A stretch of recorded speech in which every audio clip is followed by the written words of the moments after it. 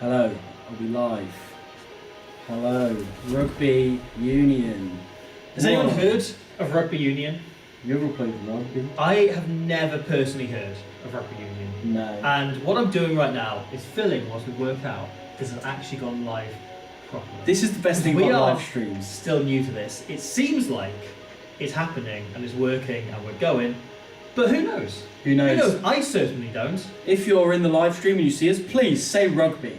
If you can hear us, you can say rugby. That's the only way we can know. It is the only thing we respond to is the word rugby. Yeah. Personally, like when people walk down the street, right? Sometimes I have people shout the word squidge at me, and I will stop and say hello. But I would stop and say hello twice if they said the word rugby at me. We are live. I can I would say hello, hello. People are saying rugby. People are saying hello. We are live. People That is saying- excellent. Yeah. Look, it is still quite early. Yeah. It is 8:47 a.m. Yeah. UK time. I have been in here since like 6:30 a.m. trying to get this all working, and I'm glad it actually worked properly, Yeah. rather than as per the Lions one where everything was falling apart. all Worked the a time. bit. It's worked, yeah. You know, it went out. People Yeah. watched it, Yeah. and people are watching now. So thank you very much, everyone tuning in. Welcome to the third Squid Rugby live stream we've done. After I did one in the park in Japan, then we did one here for the Lions Yeah. perspective. It's quite exciting. It's very quite exciting. Yeah, no, I'm really excited to see that Wales aren't going to be drawn with Fiji and Australia. I know. For the first time since 2003. Yeah. So for context, I was 6 years old last time those two weren't drawn together. Yeah. I will be 30 at the next World Cup. I caught myself the other day whilst thinking about Tandy's Wales, thinking like, well, when they play Australia in the World Cup, like they should be all right. Like they could build to that level by the World Cup. Then I remember that they might not get Australia. Yeah. Like I'm so used to them playing the same pool every single time. Yeah. Like obviously, 2011 they got South Africa instead, but they still had Fiji. Like they've always had at least one of those teams. It's always been Wales, Australia. Yeah. Fiji have always been like joined together. At least two of the three. Yeah. Georgia as well have often been thrown in there alongside. Obviously Uruguay in 2019. Then you've had like Portugal kind of replaced them and kind of slid into that pool in 2023. It was incredibly funny watching it live last time and seeing those come out in real time. Yeah, I'm seeing people saying the audio is a bit fuzzy, that potentially it's coming out the camera rather than our mics. So that might be a thing to address. That's not However, great. Give me one moment, you Phil. Yes, whilst you're doing that, I will talk through what my understanding of the format of this is. So, there are 4 bands from which these teams are separated into. So, band 1, we have South Africa, New Zealand, Ireland, England, and Argentina. Band 2, Australia, Fiji, Scotland, Italy, Wales, Japan. Wales and Japan just sneaking in there at the very end. Band 3, Georgia, Uruguay, Spain, USA, Chile, Tonga. And band 4, Samoa, Portugal, Romania, Hong Kong, China, Zimbabwe and Canada. Hong Kong, China and Zimbabwe both at their first ever World Cups. So the way this is going to be drawn is they will start, so Australia are already in band A, in the second seeding of that. How's that looking? Please let us know how that works. Yeah, better. People are saying cool. better. Brilliant. Thank you very much. Thank you. Nicely done. That is so, okay. Only one thing went wrong. We're fine. We're yeah, good. perfect. Touch wood, of course. Australia are drawn into to Pool A already, as the home team always is. And they're going to start by bottom layering it. So band 4 are going to be the first one drawn, starting with Pool F for some reason. I guess work they're backwards. reverse engineering it to build hype for the Australian F for pool. rugby. Yeah. That's how it works. Yeah. So we will begin with the smaller nations. We're both wearing Zimbabwe jerseys. We are thought indeed. it was Thank you to fitting to a celebrate. lot of people have asked us where we got these jerseys from. Dan from the Bry Army sent these to us. They're like deliberately like retro jerseys to represent the 87 and 91 World Cups, which Zimbabwe went to and haven't been since. No, I'm really So I excited. said that it's Zimbabwe's first World Cup. It's their first one in 30 odd years. I shouldn't say it's not their first World Cup. It's their third. But that's super exciting having them back. Yeah. Okay, we're getting the sound is up and down seemingly. Better on initial fix, now echoing slightly. I know what I've done. Just a minute. Perfect. Please talk about Richard Simba, former Zimbabwe legend. Oh mate, For a minute. he was so good. No, Zimbabwe and Robbie, you can just vaguely nod whilst you're out of the frame. But Zimbabwe, for anybody who's not watched them play, they play such a super exciting brand of rugby. They've got Edward Sigake on the wing, who I'm so excited to see playing in a World Cup. The likes of like Ian Pryor's gone over to play for them. I'm a huge fan of, and you're a huge fan of Brother Mudzik-Yidze playing at centre for them. Big boy. Yeah. Big boy. And loves an offload as well. Like, there's so much to be excited about with them. Now, here's a question for you. So do you remember when you were a kid and the Football World Cup's on, everyone always goes like, oh yeah, who do you support in the World Cup? Like, you have to pick a team other than the actual team you support, right? Rugby World Cup 2027, Men's Rugby World Cup, who do you support? Everyone is the thing. Like, the kind of thing is I like all of the smaller nations, all of the tier 2 nations. Zimbabwe are going to be great fun. Chile, obviously, I've got a lot of hold over from last World Cup. Uruguay from 2 World Cups ago, when we obviously fell so deeply in love with them in the 2019 World Cup, which is still, you know, wonderful to me. It's Santiago Arata's world and we're just living in it. Absolutely. So there's lots of choice here. Portugal have always had a difficult year, like a really tricky year. Do you know who I'm really excited to see? Spain. Yeah. España.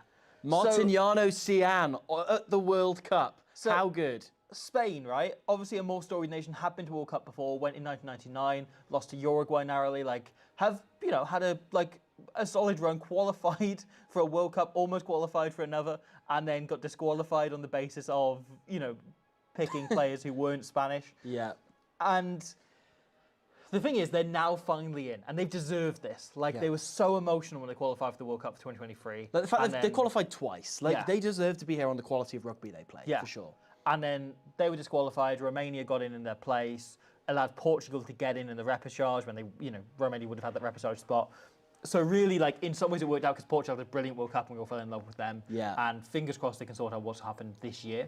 But you know who I'm really excited to see playing at the World Cup from Spain? Who? Tanny Bai. Yeah. Proper game managing number 9 and like is really, really quick off the mark, really feeds the backline that they've got. Seeing the likes of him tearing it up. Also, Spain are in band 3. It's not like they just snuck in here. They're in band 3. So they will have a game against somebody like a Hong Kong, China or a Romania where they could enter as favourites. They will get a game in this draw that they will be able to target as their first ever World Cup win, which is huge. That's the best bit about the 2014 format, I think. Agreed. We'll also see how the round 16 is going to work out. We'll get into that. I want to quickly, on Spain, on Zimbabwe, on Hong Kong, who've also qualified for the first time. Yeah. We are guaranteed some fixtures that have never taken place in rugby before. Yeah. So, Spain have never played the All Blacks. They've never played South Africa. Oh, that'd be good. They have never played Australia. They've never played Ireland. They've played France 15 a lot, but you know, it's questioned and debated whether they played France themselves. Yeah, okay. So that would potentially come in if they do get France. And look, you look at that Pool 1 draw, right? England, they've played once. The others, in Argentina, they played a handful of times. Argentina, they played 5 times. Everyone else in that Band 1, they've never played. Yeah. You know, they've played Wales and Scotland once each. They scored no points against them. They were nilled both occasions. So there's a real chance for them to do things that they've never done before, this Spain team. Likewise, Hong Kong, they have pretty much not played any of the Tier 1 nations. You look over their history, they played an All Blacks 15, they played a Wales 15, they played an England 15. They've never played the full nations. They've never played any of the full Tier 1 nations, I believe. Those are the stories of World Cups, I think. When you have these teams come up against the likes of, I don't know, the All Blacks. It's the All Blacks particularly because, of the brand around them. Even if, the All Blacks lose every game in the next 2 years and they suck by the World Cup, everybody wants to play against the All Blacks. Yeah. It is just a storied thing of World Cups. And the thought of, Hong Kong, China playing against them and them giving the ball to Matt Worley and him scoring a length of the field try. It's definitely not something I dream about on a nightly basis. Again, that's super exciting. The thought of a Hong Kong or a Spain or a Zimbabwe playing against one of these storied nations. Are there any fixtures you particularly want to see line up from those kind of Tier 1 v Tier 2 nations? To be honest, I've got one I really want to see. Zimbabwe against the Springboks. That's what I was going to say. Damn good. They've never played a full test against each other. They've not. They've never played a full test. The Springbok first 15 against them. Because I guarantee there's a lot of players in that Zimbabwean team who have had Springboks as heroes growing up and so on, as the nearest Tier 1 nation, I guess. The one who flies the flag for African nations. Beforehand, it was Namibia going to World Cups. Gutted to not see Namibia. They've always been kind of one of my favourite teams at World Cups, and it's really upsetting to not see them there. But it is on merit of the fact that Zimbabwe have been the better African nation for the last 4 years. And they've been great. They really earned this. And they've played incredibly well. And it's one thing about the World League, the World Nations Championship, that will be really effective, is it will get them game time against teams like Samoa, and against Tonga and against teams who can bring in players from big European nations and bring in from the top 14 and the URC and so on, and that'll be incredibly beneficial to them, getting them up to speed a little bit because they're not necessarily getting a lot of these fixtures beyond the kind of caliber of Spain, themselves. So that's really exciting. And as I said, the thought of them playing the box, and there will likely be, there's so many Zimbabwean Springboks over the last 100 years. And the thought of getting one day where we can kind of celebrate all of them, having the likes of the Beast, of Tondrai Shavanga, of all of these guys who are from Zimbabwe or Zimbabwean heritage, getting to play here, I'd be really excited by that. Yeah, and the knock-on effect that's going to have on Zimbabwe and rugby, not just Zimbabwe, Hong Kong rugby, Spanish rugby, is witnessing these men playing at the World Cup and seeing them on the biggest stage. And as I say, putting in the thing is, if you have Zimbabwe against the Springboks, what you want, right? Obviously, the Springboks will win that game by miles, but what you want is let's get Hilton Mudariki to put in a huge shot on Siya Kolisi or something like that. Go after a big name, put in a big hit, make a big carry, do what you can, lads. And that's what I love. Other potential fixtures I would love to see happen. I think something like a Chile versus Romania or something, where it's a really close, tight fought. And those two teams have played a lot before, and it's been, always a tight encounter. And just anyone between band 3 and band 4, any of those games, there'll be close encounters. And for those teams, that will often be their final. Absolutely. Any given team's final is almost as exciting as the final, And we'll also have a few fixtures. You think of the likes of Uruguay, Italy, right? Yeah. Which we heard 2 years out, Uruguay started to target that game. And they almost did it. They were kind of Lamro turning from being no, I'm not going to be the captain that loses to Uruguay and putting in a brilliant performance in the second half. They were 10 points ahead at half time. Yeah. They were great in that game. Want to say hi to the love of rugby who are here watching. Hello, lads. I assume it is Dan and Ben themselves that are up together. I assume also they sleep in beds next to each other like Father Ted. I think they do. That's how I've always pictured them. I've never asked. I know they're both think you married, just have. but I think could be to each other. Yeah. Hi, Archie, Steve, whoever's Hi, lads. about. Good to have you along with us. Yeah, good to have you about. Hi to everyone else as well. Yeah. We're getting a whole bunch of. Look, the Dork Lord asked, "Do you support Zimbabwe to love rugby?" And they said we support rugby, and I want to follow on that sentiment. Yeah. We support rugby ultimately. We have spent most of the first part of this talking about Zimbabwe, which is potentially the most on-brand thing we've ever done. But this is the most exciting thing about World Cups, right? And we're at the start of this, and World Cups basically, they are a brilliant celebration of all rugby, and then they become the most competitive thing in the world. Yeah. And that kind of segueing out once you get to we've got round of 16 to kind of transition between that, which I quite like as well.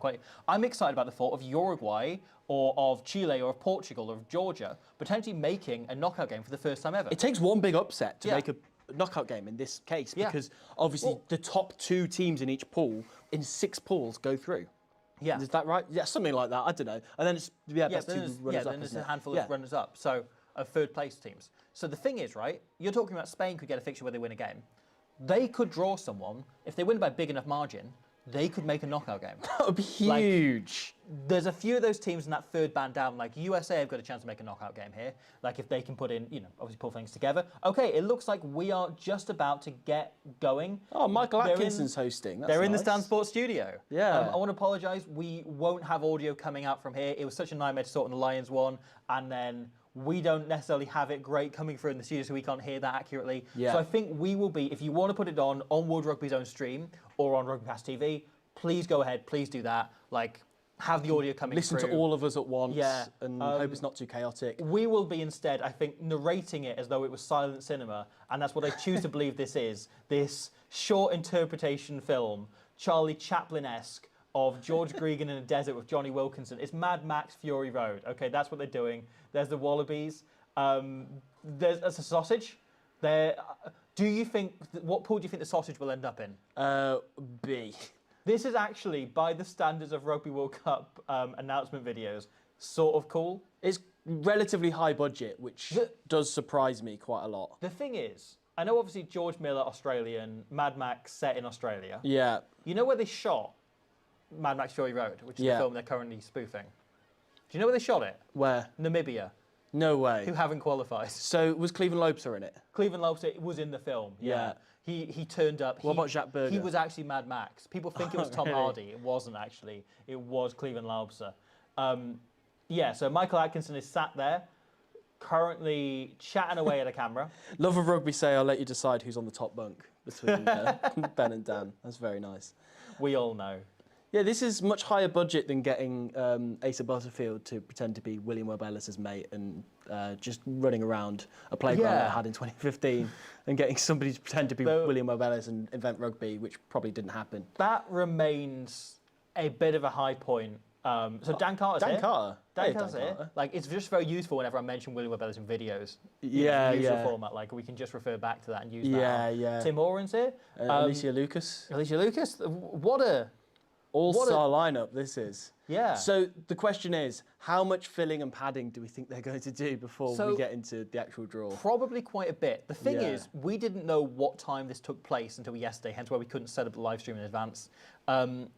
It feels a little bit like they set this date like 2 years ago, and then they've sort of just been like, oh, we'll get to that. You know that thing when you're like, you're going to leave the house in an hour, and you're like, oh, I've got loads of time, I'm going to do something. Yeah, yeah. And it ends up taking you like, you know, you take on tasks and you end up an hour late because you had so much time, you're ready so early. Yeah. It feels a bit like World Rugby have been doing that. Yeah. And with this draw in the Nations Championship, they've just been like, oh, we've got loads of time till we get there. Yeah, and then yeah. we've got there, and you're like, oh, shit, okay, no, we've got to organise this in about 4 minutes.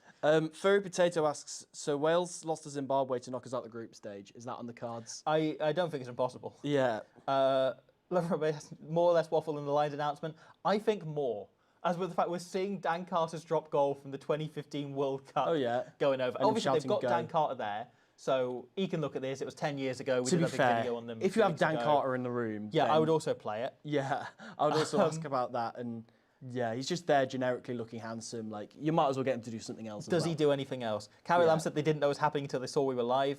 Oh, nice. Honestly, well, welcome like, along. Got 1,000 people in the 1,000 live people. stream. That's not bad. pretty good, isn't Hello, it? good morning to all of you. Yeah. Good morning to everyone who is off work. Good morning to anyone who's sick. Good morning to anyone who's got a week off. Good morning to anyone who is at college or uni and doesn't have lectures this morning. Yes, or Good anybody morning who is in to lectures. anyone I know who at least does. one person who Yeah. is in lectures And is listening watching now. this. Good morning to anyone who's got the tab open in work. Good evening to anyone in New Zealand or Australia Yes, who is good watching evening. us, of course. Good afternoon, I guess, if you're in the other half of Australia, Yeah. or if you're in maybe South Africa's still the morning, isn't it? Yeah, South Africa, yeah.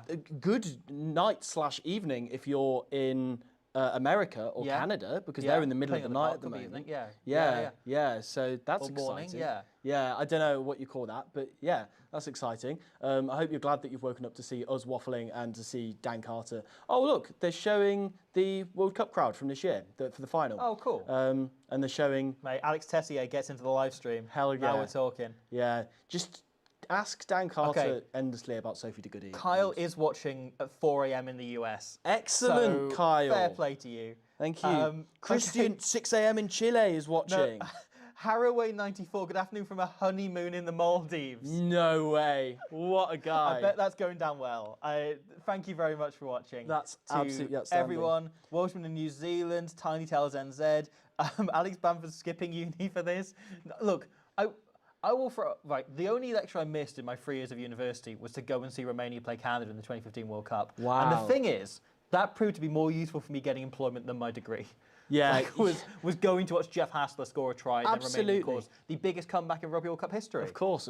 We went to that game in Leicester. That was did. good fun. Yeah. You will probably guess in the live stream that Robbie's the member of Squid Rugby who attended his lectures. I'm the one who enjoyed myself a little bit more. 10 p.m. in New Zealand at the moment. George says afternoon in Hong Kong. Very exciting. Good evening from Melbourne. Says Sea Dog McGinty. I hope you're related to AJ and we'll go to the World Cup. Mansfield, good morning from Toulouse. Oh yes, what a place. One of my favourite rugby towns in the universe. Okay, so they've just announced on the live stream that Australia will claim Pool A as the host nation. And here's Harry Wilson being delighted about it by beating Argentina 3 months ago. Oh, after the draw, they will bring in Harry Wilson and Joe Schmidt into the draw. Okay. Maybe we'll they turn the gonna sound do- up when that happens. So but- in 2020, the draw for 2023, which took place in 2021, Yeah. they had, and it was dated by the fact one of these people I'm about to mention was Wayne Pivac, they had the coaches on a live stream in the corner. like watching on Zoom of the various Tier 1 nations, and then they'd throw to them and go, Wayne Pivac, what do you think of this draw? And he'd be like, mate, one of those games is on my birthday, I can't wait for a night out afterwards. Oh, yeah. And then he got fired. Wibble Didn't Rugby make is in it. the chat. Hey, Says, all right, good morning Connor. from Milton Keynes. Connor, it is great to have you with us, my friend. John Lowe Moulton says, watching from Namibia, supporting Zimbabwe in the Springboks. Yeah. The African nations carrying, flying the flag, I guess. That's really exciting. I had a removal guy from when I was moving house every week from Namibia, and I talked to him a bit about rugby, and he says he just supports the Springboks now, and he hasn't really watched Namibia outside of World Cups, and I was like, fair play to you. Want to say quickly hello to Sam Milner, a teammate of mine, who's Yeah. said good morning from Long Eaton. Anybody else from Long Eaton Rugby Club in the chat, please do say hello. Mixer5717 asks what's happened with the Eben hearing. The decision's just been pushed back till Sunday. So we'll hear back on that later, not to move into that, but I'm just answering a question while it's here. Yeah. We've got Troop from Chile, Vamos.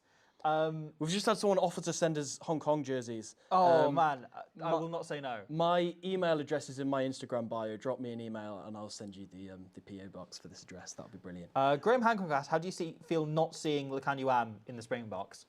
The thing is, they just lose a bit of class, don't they? Yeah. They're a bit less exciting without... It's fascinating. The Springboks rotation thing is because, in a way, and I don't mean this as disrespect against Lekanyu Am because he's one of the best players of the last decade. In a way, you kind of don't notice because the Springboks are that good.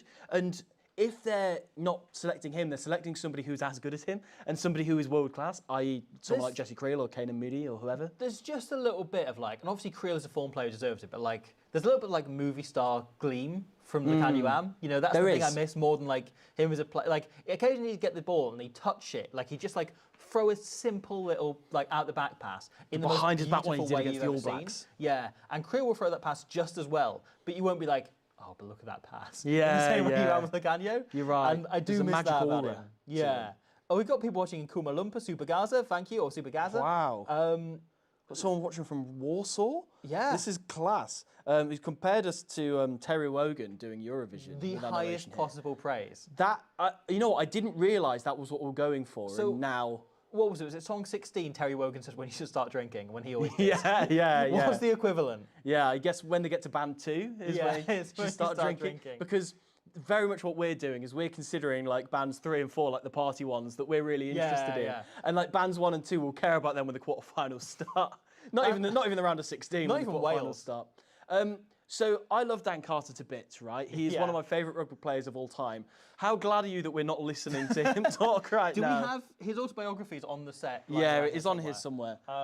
It's we could- hidden behind one of us, but It's fine. That's we could have fine. just read from that and probably got the same stories that he's telling right now. I of love his Dan Carter, life. but he is not the most charismatic individual. He doesn't that need to rugby's ever be. produced. He was No. brilliant at rugby, incredibly handsome, does underwear pants, model. Does underwear adverts. pants? Yeah, he loves pants.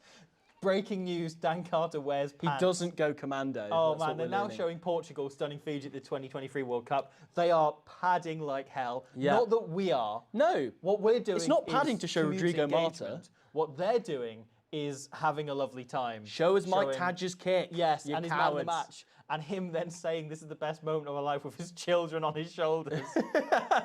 They need to play the Lobos theme tune. Like they did 16 times after the game. Yeah, and they like just- every time you watch Portugal play a home game, every single try and every single conversion as well, they'll play Lobos. Yeah, and I seem to remember watching, I can't remember who they were playing against, where they scored 60 odd points, and every single try they scored, they played that afterwards. Even though there's one where they caught it from the kickoff and just went the length straight there. It's been about 50 seconds since we last heard this. Then they kick the conversion over and they play it again. It's brilliant. Yeah. I'm here for it. Shield7373 asks, what do you think about Warwick Hallamp being the best 15 in the world? I don't. So thank you very much. Yako Venter 458. I assume that is Yako Venter who used to play for Glasgow. Yeah. Sent 14 Zimbabwean currency. Thank you so much. And asks, what is your dream pool for Wales? Oh, dream pool. I mean, ideally, It we is- wouldn't go to the World Cup. Yeah. The dream pool is a series of buys. Yeah. Hopefully we can have a few more storms that Steve Tandy can sue in the area. Okay, so the thing is, there's got to be a good From team in there. Band-A, Argentina is the obvious shout, right? Yeah. As the team I think Wales can catch up with in the next few years. But also, we've got however, 50 points on Wales. I think, and we'll get into this, so we're going to do a big deep dive once this pool draw is announced, on who wins the World Cup from here. We're going to look over every team. Now that the Autumn Series is over and we can use footage, we can do it in the usual format, go back to that, look at everyone, assess where they're at 2 years out from the World Cup. Argentina, I think, are kind of dark horses. I would have them in like the top 5 to win the World Cup from here.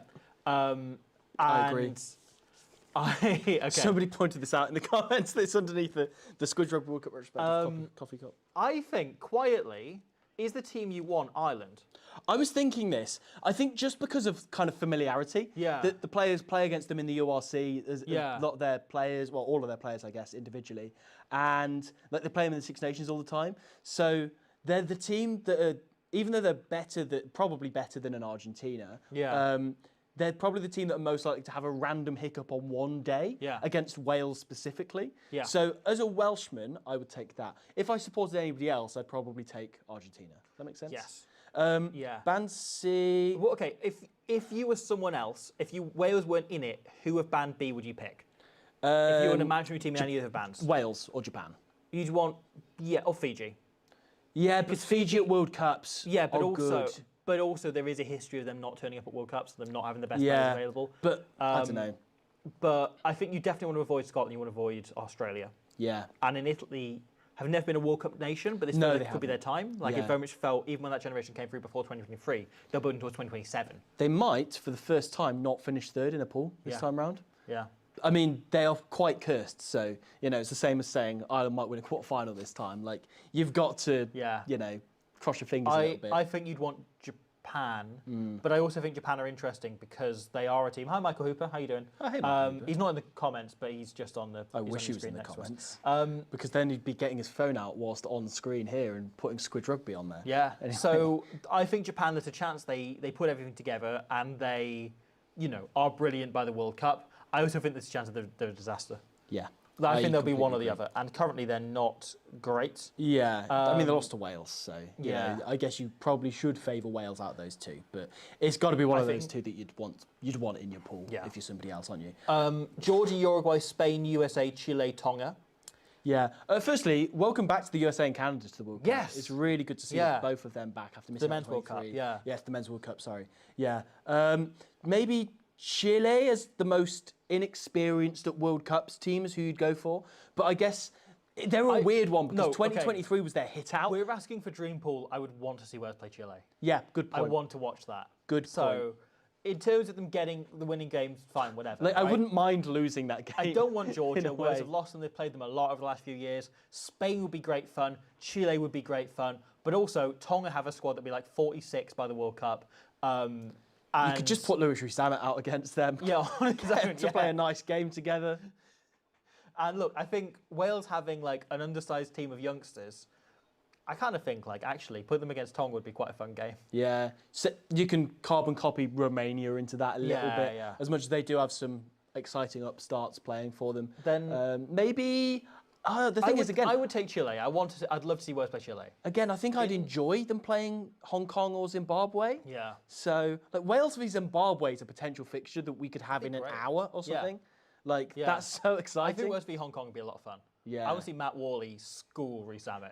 That would be great fun. Matt Worley is rapid. Oh, Shawnee's here. Justin Harrison's here. They're all here. It's the Supersport All-Stars. Yeah.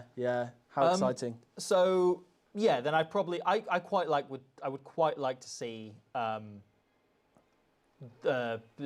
went completely blank there. Hong Kong. Play Hong Kong. That'd be great fun. The Dork Lord asks if Chile beat Wales, would we celebrate it?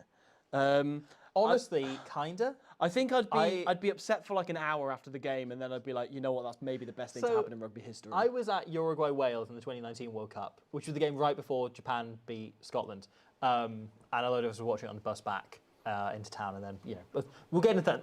We can get into that night another time. But like at half time, I had my Uruguay shirt in my bag, and I was obviously wearing a Wales shirt, and I kind of reached out and looked at my Uruguay shirt because Wales were like solidly ahead. Nicky Smith had scored just on half time. And I started to pull it out of my bag, and I just heard a voice, like, thick Welsh accent say behind, "Put it away, Squidge!" Nice.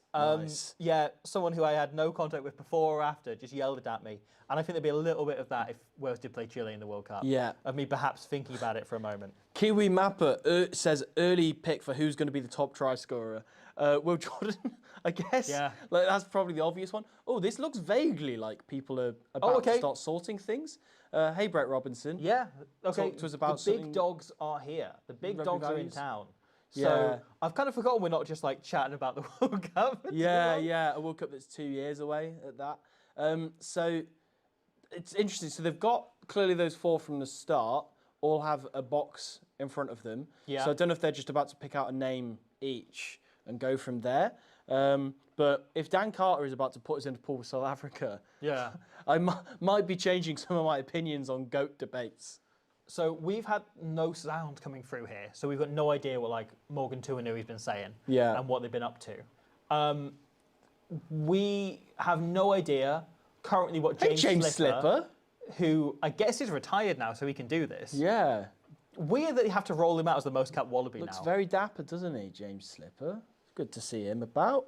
Graham Hancock mentioned would have loved to see Belgium in the World Cup. That would have been great fun. Just very quickly, a word on, and we did a video on this, that final qualifier for the final spot in this World Cup, Belgium versus Samoa, 13-all, the biggest result in Belgian rugby's history, 1 point away from qualifying for a World Cup. That just would have been incredible. It was, really sad to see them not make it. Matthias Ramu nearly granting that at the end when he makes that break. Absolutely gutted for them. As much as at the same time, like it would have felt wrong to not have Samoa in this World Cup, but a word for them. Gopalang Koto says South Africans have an easier path to the final this time. 2023 was a murder's row. No, you don't. You're fine. You're fine. You can do the difficult way. Everyone else needs help. Yeah. Everyone else needs to avoid the Springboks. Yeah. What else have we got?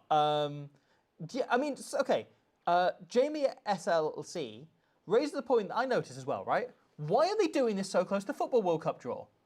Oh, really? Is that happening? That's on Friday. So, you type in World Cup draw onto Google, all the results about the Football World Cup. Wow. No one is raising this that's happening right now, like at the time when I was Googling in an hour's time. What do we think of the fact that they're doing it 2 years out from a World Cup? It's better than doing it 4 years out. Yeah. You've got more of a representative sample. If they'd done it the time they did it last time, Wales might have been the #1 nation in the world or something. I don't know. Yeah. Of course, because of COVID, they literally banned the last World Cup based on the 2019 tournament and just which I think is finished. weirdly a fairer way of doing it than. I do years get out. that. Because I think either you do it off the last tournament or you banned it as close to the World Cup as possible. Yeah. And this is apparently how they view it. This is the closest they can do it and still organise all logistics and sell tickets in time. Yeah. Because that has always been a bit of an issue. The FIFA World Cup will sell out instantly. The Rugby World Cup, you kind of need 2 years of lead up to sell those tickets and have those fixtures out there and have people going oh, I should quite fancy going to the World Cup. And well, look, we can go and organise and go and see, Uruguay play Gibraltar on the same day that we're in town. Yeah. Congratulations on Gibraltar on qualifying. Yeah. Crazy CJK asks, why is Dan Carter so handsome? It's unfair, is it not? We have been trying to figure this out for many, many years. Yeah. But it's fine. He's got James Slipper there, who is, a prop and just as glorious. Being an all-timer capped prop, obviously you have to be pretty handsome to get to that point. We are 20 minutes in. We are seeing random highlights because they are still filling. Yeah. Fiji are currently on screen. They are smashing Carter Gordon. Poor Carter Gordon. Oh, beat. There's a shout for top try scorer. In I saw someone, I apologise, I missed them, suggested Edward Sagake as top try scorer. Yes. Which if they play against Wales, then that's pretty much nailed on. Yeah. I'm so here for that. How about Tapiwa Mafura for top try scorer? Stanza from New Zealand says, just joined, hasn't been drawn yet. No. Nothing has happened yet. No. It has been the Stan Sports All-Stars filling like hell. The only thing that's different between now and when we started this live stream is that book was under there and now it's there. It's there. Now we That's the pulled only it up. thing that's changed. And also, we've seen some lovely clips of Romania here. Yeah. They're pulling stuff exclusively from the last World Cup, aren't they? Yeah. So what are they going to do for Clips of Mary Zimbabwe when we Simonescu. get to them? Because they're going in alphabetical order. Are they going to show us Richard Simber in 1987 scoring against Romania? It's possible. What would they do with Hong Kong, China? That's the question. They'll play qualifying clips, won't they? Yeah, we need to see suppose I have to Ben say Axton Zimbabwe. Burrett in this. mate. Not Zimbabwe, Hong We're already Kong's past outside Hong Kong, centre. aren't we? Who's But- brilliant. So we missed Hong No, Kong. I think they're doing it in bands, aren't they? Oh, are they? Yes. Oh, no, they're not. No, it's alphabetical Yeah, order, it's yeah. alphabetical. I don't know how to read. Cool. Zimbabwe, the lads, Yes! the Sables. Go on, the With boys. their notably lower quality footage. Yeah. And then South Africa. Oh, yeah, because they won it. alas. Ooh, winning. Ooh, winning the World Cup. Imagine winning the World Cup. I know, You want what's to come that all third in your about? pool. That's what you want. Or you want to go out in the quarterfinals. That's what the true rock stars I think are. we're coming towards it. Yeah, we've thought that a few times though. Okay, Apitar has asked for a pitch for the book. Need to convince their girlfriend to gift it to you. It's an excellent book. It is the best thing you will read this year or next year, depending on when it arrives, when you get it, or any year you do read it. That isn't really a pitch. That's just me saying some words because I'm trying to work So out Rugby, what's whether that? they've drawn this yet. Yeah, it's on sale now. So Rugby, what's that? .co.uk. Please head there. Link in all the bios and so on. It's been in past videos. Have a look there. The book is on sale now for pre-order. First copies will start to arrive in December. We wanted it to be on sale before Christmas. It will be in bookshops and that next year. The only way you can find out what rugby is by buying that it's book. the only way. And that is really tricky. Morgan Tuanui is currently on Stan Sports going, what is rugby? Yeah. I don't know. If only there was somewhere, a book perhaps that shipped internationally that I could order to tell me this. Morgan Tuanui, who's a great pundit, but he's forgotten. He's forgotten. Like in the last 5 minutes He's what forgotten rugby is. what rugby and he is. needs a book. Concussion to comes for remind us him. all. Yeah. That's not a good joke to have made. I apologise. No. This is the dangers of live streaming. It is mad though, because like that is how easily the Squarespace adverts come to you. You just need reminding what rugby is. There's a book. It's Anyway. an all-in-one platform. It's Yeah. incredibly useful. Yeah. The new AI features is a good point. The Zimbabwe jersey looks a little bit like the Nottingham Rugby one from a few years ago. It does, doesn't it? That is true. Like early That is true. 2010s. Can we Nottingham get Rugby Edward jersey. Sigarke in town? Yes. And not rugby. Oh yeah, Okay, Australia. we're starting. Australia are being drawn into the pool we all knew they were being drawn into. We have started drawing things. Okay, this is good. So they're Are starting. they going to pad for 20 minutes now? They're starting with Pool F, aren't they? And then Yes. they're drawing out through the other pools. So yeah, we're starting with band 4 from Pool F. Yeah. So we're about to find out the second team to be drawn in a F4. pool. F4. Come on, Morgan. Come on. You can't keep padding. Yeah. You cannot. Because if you start padding, we feasibly- start padding, and we don't want to be doing that. We want to be giving insights of some description. Fratelli di Rugby's hi, hello, excellent work as always. Italian Rugby. Oh, nice. You know, good to have you, what's lads. social media space. Yeah. I guess. Oh, Dan Carter's hands reaching in into a ball. Dan Carter has balls. And he has pulled out one that I cannot see because it's too Zimbabwe. far away. Zimbabwe are the first team drawn out. Hello. Zimbabwe go into Pool F. That's exciting. Zimbabwe are in a World Cup Currently, the pool. World Cup is exclusively Australian-Zimbabwe. Yeah. They're going to meet in the final. You heard it here first. So far, Zimbabwe are winning. Okay, so the next one from Band D, that is very small text, but that looks like Samoa. Samoa are in Pool E. Go into Pool E. Cool. So we're just drawing these out basically then, because you understand this is the main attraction. We'll get to see which minnow everyone else is going to play as they go on. Yeah. So obviously we all know they're going to be in different pools at this point. So Yeah. we're not learning too much at this point. Dan Carter is looking at that's Portugal. Portugal. That's cool. So again, this bit's a bit of a formality, isn't it? It starts to get spicy when the next set comes Yeah. out, when Band C begins. Canada are next up, so they go into Pool C. The great thing is, it means they can't be disqualified now from the World Cup. It's true. They can't go, hang on, you had Kingsley Jones for how long? And kick them back out. They're now in too deep officially in now. the World Cup. Yeah. Likewise, when Spain gets drawn, it's going to be a sigh of relief from everyone in Spanish rugby. Okay, Romania. So Hong Kong are going to play against Australia at the next World Cup. So they're going. So Romania in Pool B. Yeah. So Hong Kong are going to Pool A. Hong Kong versus the Wallabies is happening. That's great fun. How good is that? That could be the opening night. It probably won't be. They'll probably put like the band free Oh, team I'd in. love that. But yes, Dan Carter's so still very this handsome. will be the first time Hong Kong have ever played the Wallabies. That's This so sick. could be their first ever game against a Tier 1 nation. Oh, I other would than love Japan, that. Who they played when they're a Tier 2 nation. Hong Kong versus the Wallabies. That would be that's a great fixture. I'm already buzzing. Matt Worley versus Tom Wright.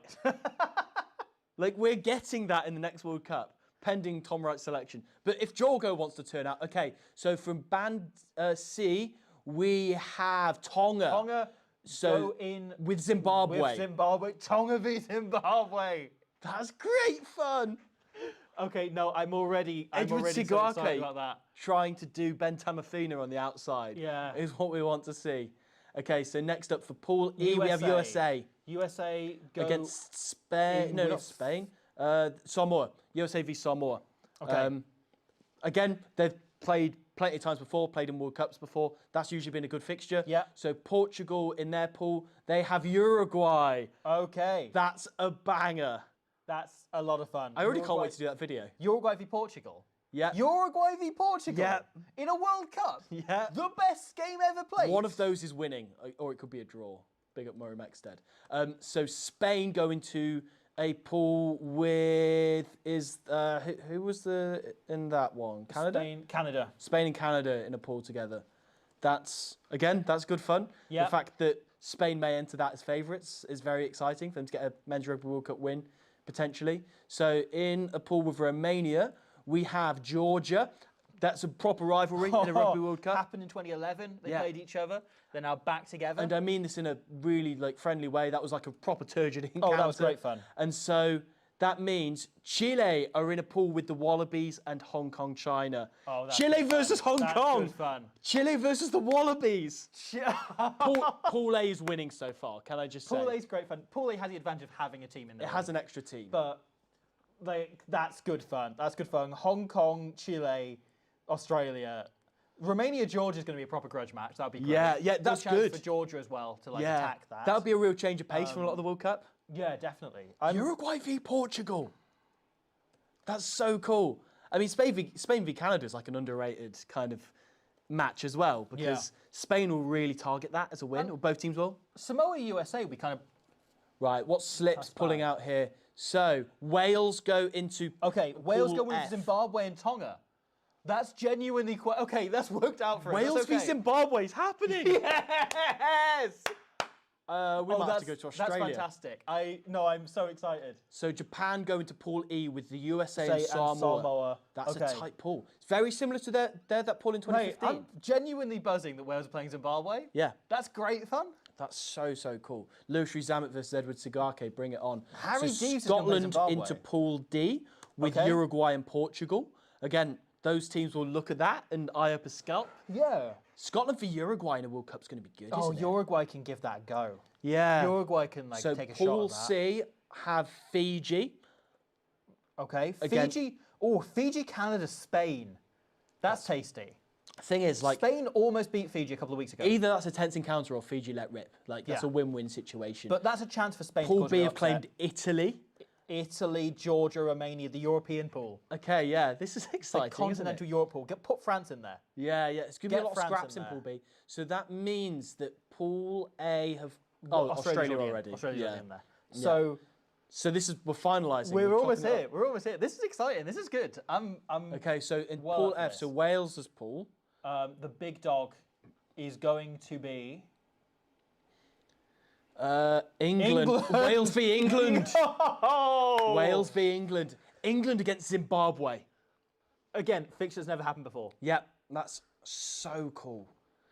Okay, Wales v England, at a and World Wales Cup. together. Again, same as Georgia v Romania. That's a grudge Yeah, match. 12 years Proper on. rivalry. France. Oh, France haven't made the pan-European pool. Okay, never okay, mind. yeah. But France, Japan, USA, Samoa. That's fun. That's good pretty fun. good. A lot of tries in that pool. That's you'd solid. imagine. Like that's quite a nice pool for France. Yeah, so Pool D have claimed Ireland. Ireland are in with Scotland again. Okay. So they're now building There's a a little lot bit of of like, rivalries in this, isn't yeah, there? and there's a little bit of like Wales, Australia, and World Cups drawing themselves each other Yeah, all the yeah, time. yeah, There's there three is. World Cups in a row they've drawn each other. There is. Scotland fans might not be happy about that. Argentina going to Pool C Okay, with alongside Fiji, Spain, and Canada. Spain v Argentina. Oh, it's happening. It's happening. That's so exciting. Again, the only Tier 1 nation that Spain have played like regularly. Yeah. They've played them 5 times. So they've got a chance to do that. They've never beaten them. Okay. Pool B have claimed South Africa. Okay, South Africa, Romania, Georgia, Italy, that's an easy pool for them. That's a bloodbath. They're going to walk all over that pool. Yeah. Which means New Zealand and Australia go into the same pool in Pool A. Oh! Again, this is full to the brim with rivalries. Yeah. Oh, that's good. Okay. This has been a good draw. So, can you talk us through all of the pools So- for us, please? We have first pool, New Zealand will play Australia. The Bledisloe Cup will be played out in the pool stage That's for the first time. crazy. They played each other in the final. They now play the pool stage. Yeah. Played in knockouts a few Played in the times semi-final before. in 2003. One of the biggest rivalries in rugby. Yeah. The Bledisloe, New Zealand v Australia. I That's incredible. I'm really into this. This is a great draw. This has fallen really well. And again, like, New Zealand obviously will enter that as the favourites to take that pool. But Australia, again, on a good day, it could happen. Like, destiny might fall in their favour. Wally is most certainly backing the boys, the Wallabies. However, right, we also get, and we need to talk about this, the All Blacks versus Chile and the All Blacks versus Hong Kong. We get both of them. And also, so I was saying, like, I hope they get, you get a Hong Kong versus New Zealand, a Hong Kong versus the Wallabies. Yeah. We have all of the above. Yeah. And Chile versus the Wallabies, Chile versus New Zealand. Every game in Pool A is going to be a banger. Yeah. Like, yeah. And I say a banger, like, obviously New Zealand versus Hong Kong is going to be New Zealand scoring 80 odd points. It could be. Of course it could be. But Hong Kong being on the same pitch as the All Blacks is why it's great that they've expanded this to 24 teams. Yeah, this is what I'm excited about, right? Yeah. Sure, New Zealand will win by 50 odd points, right?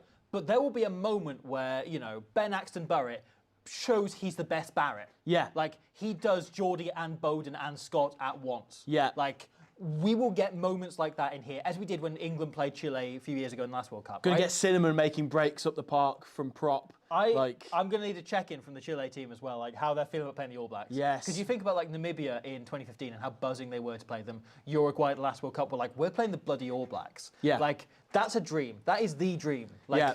it's Hong Kong and Chile fans I'd love to know how Hong Kong and Chile fans, if there's any of you in the comments, I'd love to know how you feel about that pool. Are you dreading it because you're playing against two of the greatest rugby teams ever? Or are you just excited about the fact you're going to share the pitch with them? For me, it's the latter. Yeah. Like, just excited. Like, again, going back to the question from the start of who are you supporting in this World Cup, it's those two lads, like Chile and Hong Kong, to see how they fare against two of the greatest, most celebrated and storied rugby nations in history.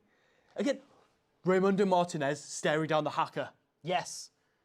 We get to see all of this. Martin Siegelend staring down the haka.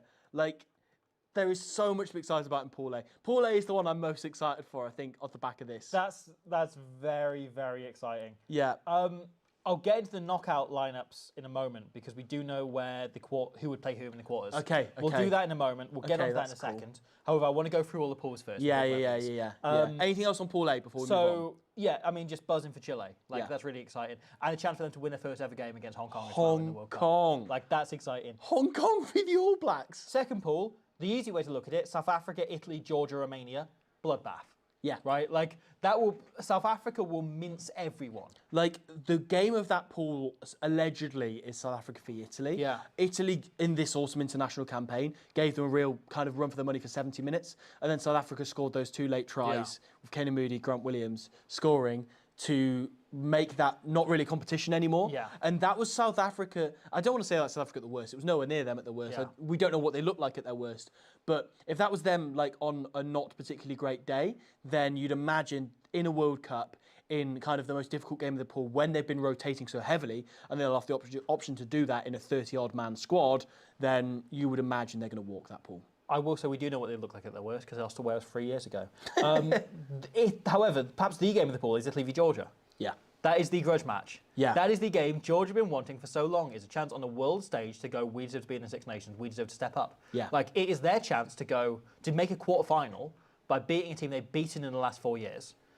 In the That's huge last to them. 3 or 4 years, Georgia's biggest rivalry in rugby, historically, it's probably been Romania, Yeah. hasn't it? Because obviously Georgia's only been a country since sort of the 90s, like, Yeah. independently. But Romania was kind of the team it was level pegging with for a long time. But in the last sort of 4 or 5 years, their biggest two rivals have been Italy and Wales as the two teams that they want to kind of prove to World Rugby we are better than. Georgia wanted one of those two. Yeah. They wanted Wales or Italy in their pool so they can prove a point if they can beat them. Like, Richard Cock will be buzzing about this. On I the think he's biggest got a stage. real chance That's to get out of exactly this. the pool he wants, really. Fiji, obviously, they've played in the last, played in a couple of World Cups now, and both times they've looked good in the lead up, then they've struggled on the day. Yeah. So Fiji v Italy. But There's an interesting one, isn't it? that's not in the pool. Fiji in the next who is pool. it? Romania is the other team. Romania v Italy. That'll be good fun, won't That'll be it? good fun. That'll be Yeah. alright. Yeah, there's a few. Romania's got a decent core of like young players coming through alongside the older heads. So excited to see some of those get a go. Get Alan Connacher into a quarter final. That's what I want to see. Argentina versus Fiji, Spain, and Canada. Oh, Argentina v Fiji will be a good game, won't it? Yeah. Because again, you think of Fiji v the Wallabies in 2023. If I am anyone from the Argentine Rugby Union. I'm delighted about that. Yeah. Right, several fronts. One is that's a very winnable pool.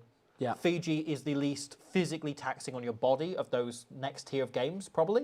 You Well, know, like Joshua Tuisova exists, but yeah, okay. but like in terms of you're not needing to. It's not like playing, South a Africa. nasty pack who will Yeah, go yeah. through you. Like you have a chance of losing to them because they're a good team, but it'll be through them scoring. If you're a bullshit back, it hurts tries, more like- than if you're a forward, weirdly, Yes. that game. Yeah, like you can probably afford to play your big players and even rest some of them and make sure you're kind of lined up there.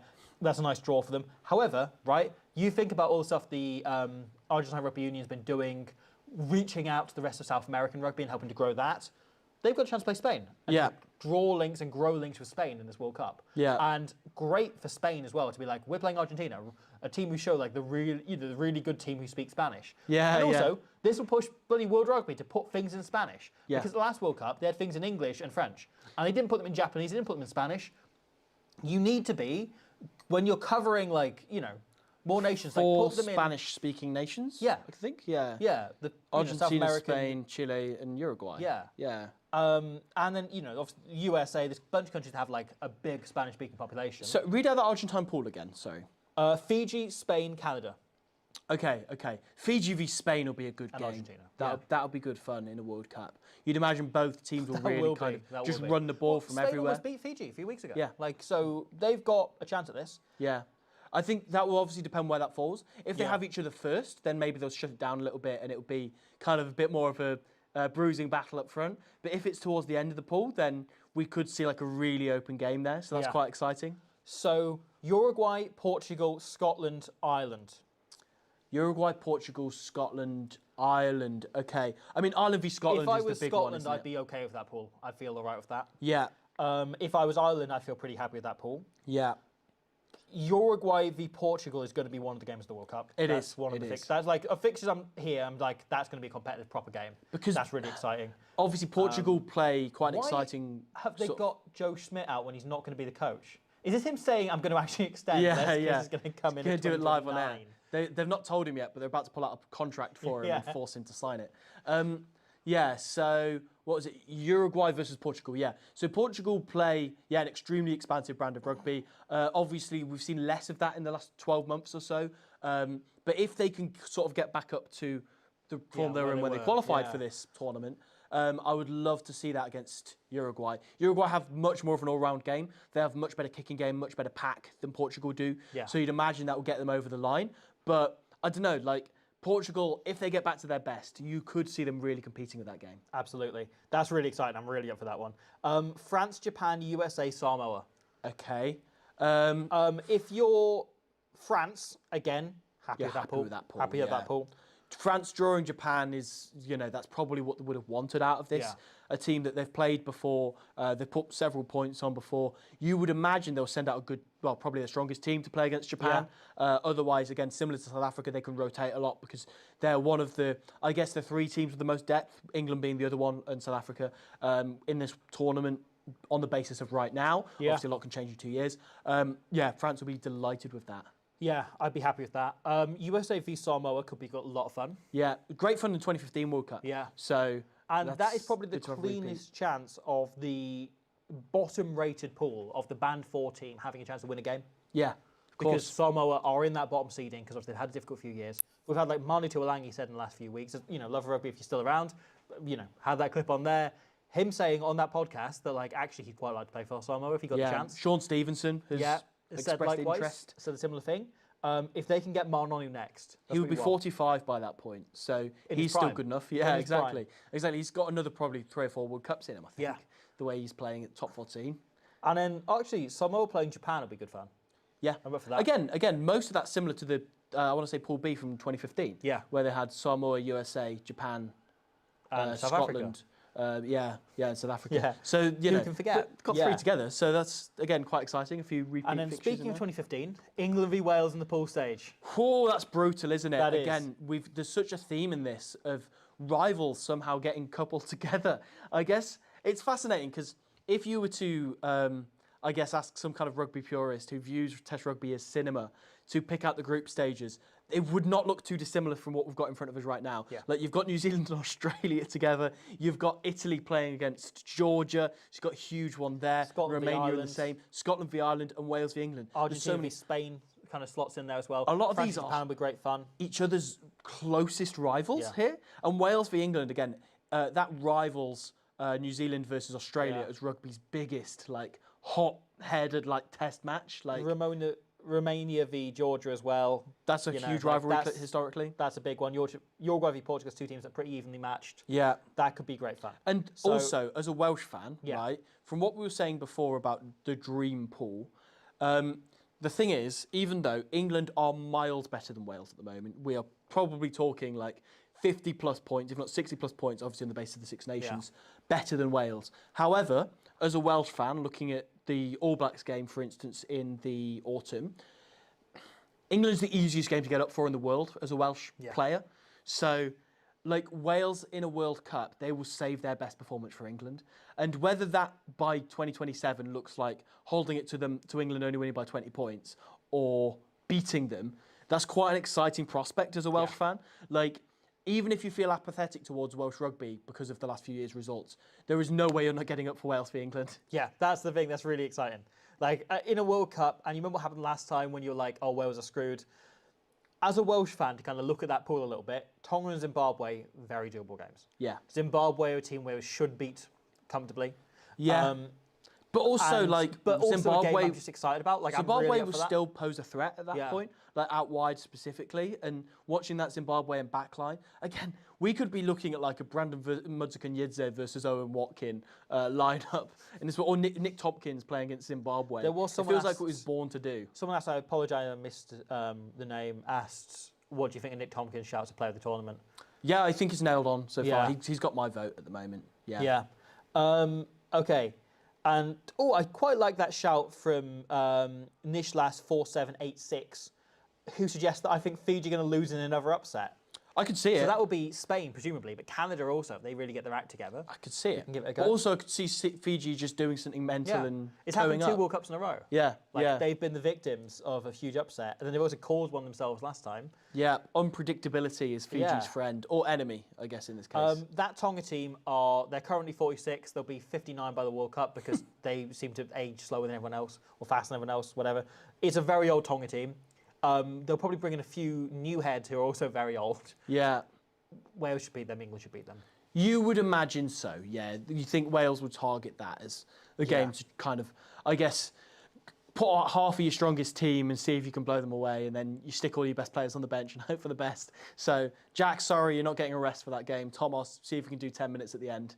Okay, so let's go into how the knockouts will fall. Okay, yeah, so I don't know any of this. So, Pool A will play the best third place team in Pool C, E, or F. So this will be New Zealand or Australia, most likely. We'll say New Zealand. Yeah. Right. I'm going to go on the seedings, the bandings. Yeah. Right. Unless we feel there's a good chance of an upset there, and we can discuss that.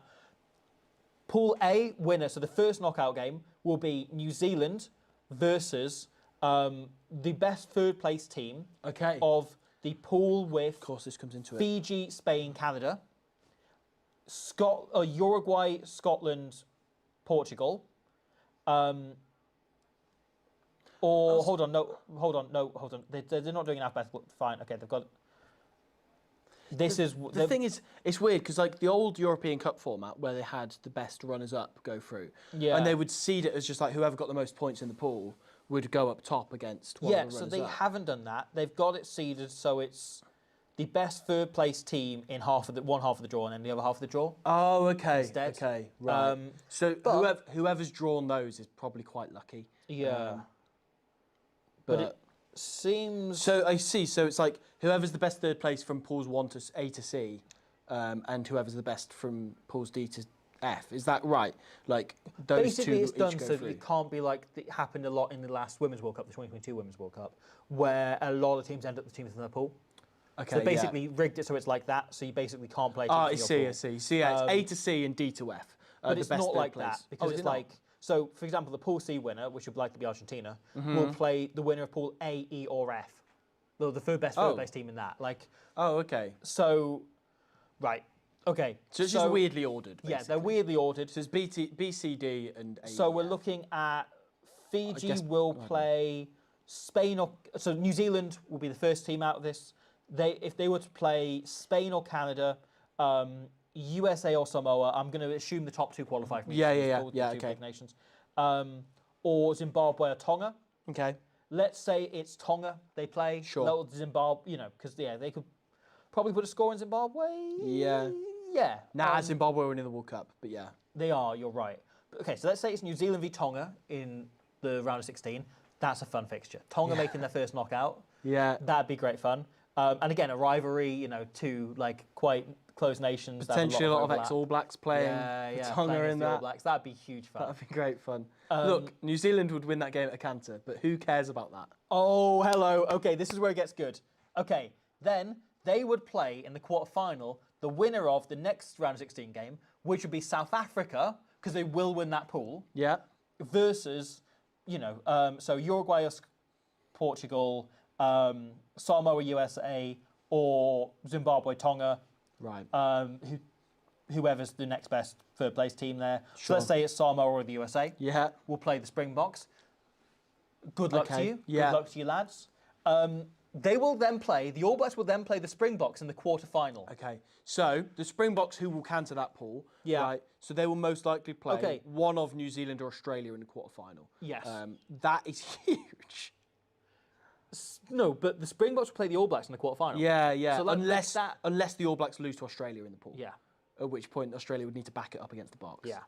That's huge. But also, this is really important because obviously the Springboks, having won 2 World Cups in a row, the draw is quite important because not just because New Zealand could knock them out, but also the All Blacks versus the Springboks, no matter how you dress it up, is one of the biggest test matches in rugby, the Freedom Cup. Yeah.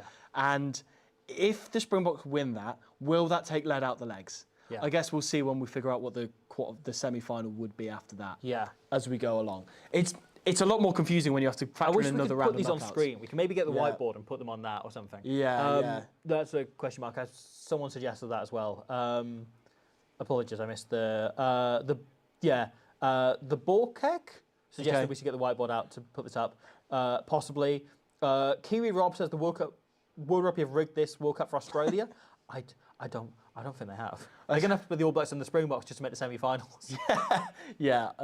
Maybe you could say rigged against, but also you would be. But also, incorrect. it kind of feels like it has fallen to give you great fixtures and a great World Cup. Yeah. So that's really exciting. I appreciate World Rugby just playing random footage right now, which helps it look like we've just done this graphic to go alongside our live stream. To distract Thank you to everyone that's still tuning in as well. 1.6 thousand people in the stream. Apparently we were at about 15 to 20% of what World Rugby were pulling in on YouTube, That's hilarious. which is incredible. So, okay, let's continue going through this side of the draw, right? Yeah. So you will then have the winner of Pool C, the runner-up of Pool C, which will likely be Fiji. So Fiji, Argentina, Spain, Canada. So you'll have Fiji will play the runner-up of Pool F, which will likely be Wales. Okay. So Wales play Fiji in the quarterfinals. They avoided them in the pool stage. Fuck's sake! England and Fiji. Jeezy peeps, man. Okay, right. Yeah, that was always inevitable though, wasn't it? Yeah. To be honest, wait, so that would be a quarterfinal, not a round of 16? That'll be round of 16. Round of 16, okay. Right. Round of 16, which is Wales v Fiji. Essentially another pool game But when you think about it. In terms of how many pool games you used to Fiji, play. Then we can play a Spanish team who would beat us regardless. Yeah. But it would mean going out to somebody other than Fiji. Yeah. And look, it's well documented on this channel and our wider universe, but Wales v Fiji is my least favourite fixture in rugby because even though Fiji have only beaten Wales maybe twice in the men's game, I want to say. Twice. And once in the women's. And once in the women's. It's always a stressful experience. The 2019 game between Wales and Fiji was one of my least favourite games of rugby I ever watched because I just remember this point where Wales had looked good and gone back into it, and then Semi Randrandra got the ball in his own 22, and I was like, oh my god, he's going to score. Yeah. And he didn't. He fended off 5 people and made 10 metres on a loose carry that was meant to go nowhere. But yeah, it was just sheer dread. Same in 2015, and yeah. 2011 is the only joy we've had. Yeah, 66-0. It's pretty good. Yeah. And we've been paying for it ever since. Yeah. So, okay, Wales or Fiji then. will then play the winner of Pool A. Wales So we're looking and at, Fiji. oh God, France. Right, okay. Okay, fine. Wales, So- pack up and go home, lads. Yeah, France then play the runner-up in Pool D, which will likely be Scotland. Okay. That's quite a tough draw for France. Yeah, Scotland again, Well, the sort of team would give them Compared to drawing the USA or Tonga or someone, France are full into pool where they will play 2 Tier 1 nations to make the semis. Yeah. Wait, so who would France get in the round of 16? Round of 16, Scotland. Scotland. Okay, that's a tough round of 16 game. Yeah. As a quarter Or final. Uruguay or Portugal. As a quarter final, Yeah. that's not too unkind. But as a round of 16 game, that's Round quite of a lot. 16, France v Scotland. The winner will then play Wales or Fiji. It's fascinating because obviously the way this World Cup works is you play one less pool fixture than you did previously. Yeah. And that's why it's a bit of a shame that a lot of these teams are only going to play 3 games and that's going to be it. But regardless, you play one less pool fixture than in past Men's World Yeah. Cups you did. However, you have the round of 16 game, which is like the last pool game. It kind of doubles up. as that. Yeah. Except, no matter what, if you make it that far, that's the toughest game of the pool. Yeah. Because you're playing against another team who has won games. Yeah. You know, so everybody has, and I guess this makes it a bit more fair, doesn't it? You could argue anyway. It means that you have like the toughest pool fixture last, no matter what. Yeah. Whereas you could have it that just the luck of the draw might mean that, let's say France in the old format drew Scotland in their pool. They could get them first, get that hard fixture out the way, rest their first team for 2 weeks, and then it'll be all firing into the quarterfinal Yeah. or whatever way around they want to do it. So it's fascinating. It kind of takes that option away from a lot of teams. So the way this side of the draw would go, right? So we'd have New Zealand. We'll go with the teams as they're ranked in their bands, right? Yeah. How they qualify. Yeah. Just for the sake of argument. So we're looking at New Zealand versus, let's say, Tonga. Yeah. Could be the USA, but let's say Tonga. New Zealand versus Tonga in the first round of 16 game. Yep. They will then play They will then play South Africa, who will play, who gives a That's shit, probably huge. USA or Uruguay. Yeah. That's a mental quarterfinal. So then the quarterfinal would be New Zealand versus South Africa, Yeah. right? The other quarterfinal will be Canada, so likely Fiji playing Wales, Yeah. and France playing Scotland. The winner of that will then play the winner of New Zealand versus South Africa.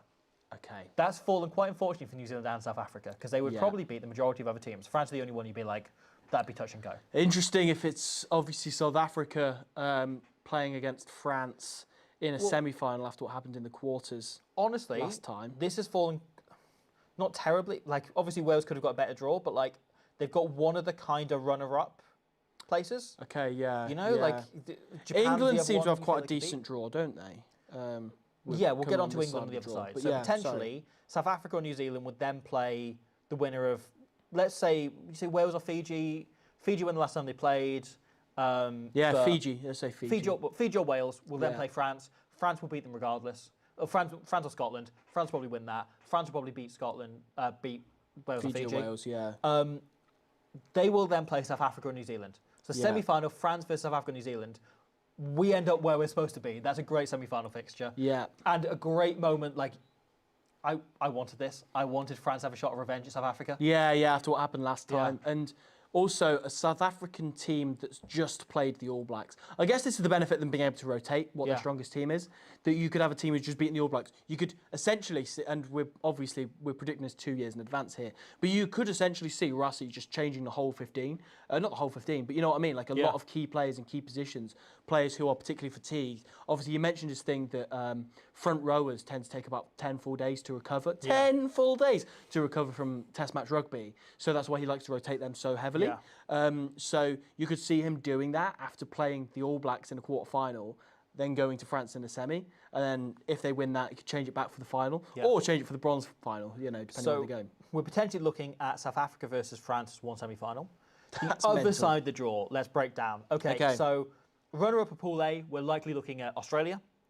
I'd expect them to beat Chile and Hong Kong. Yeah. Yes. So Australia. Then the runner-up of Pool A, they will play, which is likely Japan. Though Samoa and USA also in play there. Okay. So we're looking at Japan or Samoa probably. Yeah. So let's say Japan. So Australia versus Japan is one round of 16 game. That'd be good fun. That'd be a great. Yeah, Eddie Jones, Honestly, of course. This There's a round lot of narrative 16 there. thing, of course. this round of 16 is shaping up to be the best round Yeah. of the World Cup. Like, am I a massive fan of it? Questionable, but we're going to get some absolutely belting games. Yeah, Like, big this is going to time. be great fun. Pool F's winner will then play the runner-up in Pool B. So we're likely looking at... Wait a second. Oh, sorry, no, I was looking at the wrong thing. Sorry. England will likely then play Italy or Georgia. So we'll say Italy. Yeah. Italy v England. That's quite a nice draw for Italy. Yeah. For England, rather. For Sorry, England, yeah. England.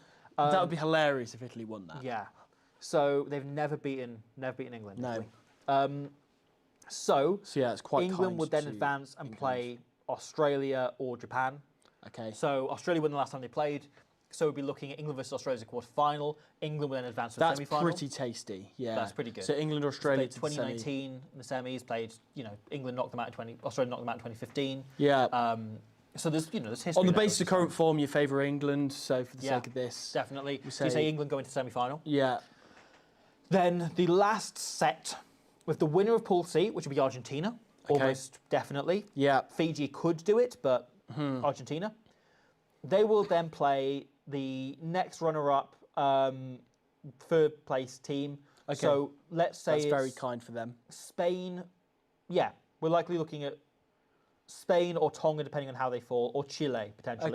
Okay. I imagine it's Chile. So Chile v Argentina, round of 16 game. Oh, yes, hello. please. Let's choose to believe it's that. Yeah. Okay. Oh, hello, Antoine. They're not going to Antoine's show on them getting screen. injured, are they? No. So we're looking at then Chile v Argentina or Spain. yeah. Sorry, Argentina v Chile or Spain. Yeah, Not yeah. Chile aren't guaranteed to qualify here. Yeah, they are. Let's just say they are. They would Screw it. then play Ireland.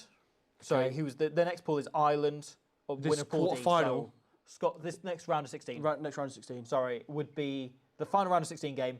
Will be the winner of Pool D, which is Ireland, likely, or Scotland. Yeah. They will then play the runner-up in Pool B, E, or F.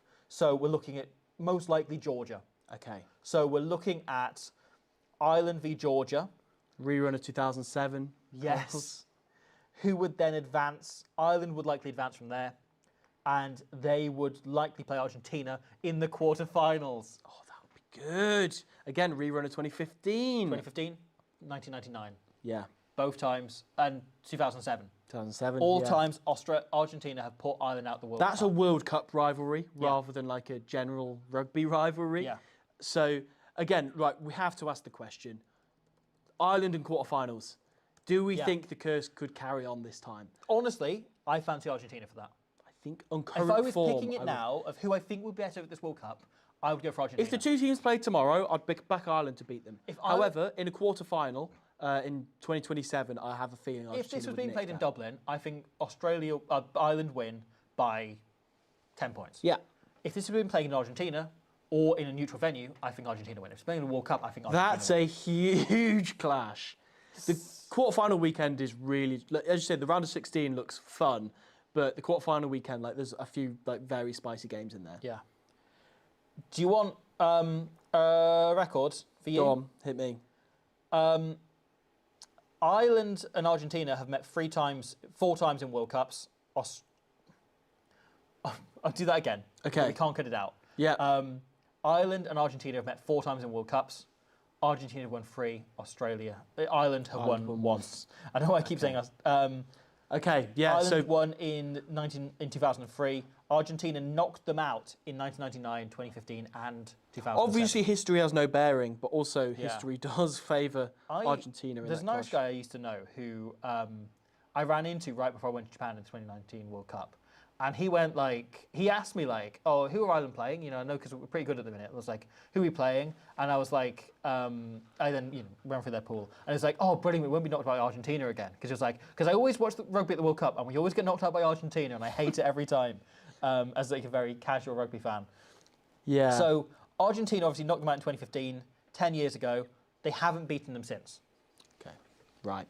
So that's quite exciting. Again, there's But lots of different angles to that. It's worth saying they didn't beat them between the 2007 World Cup and 2015.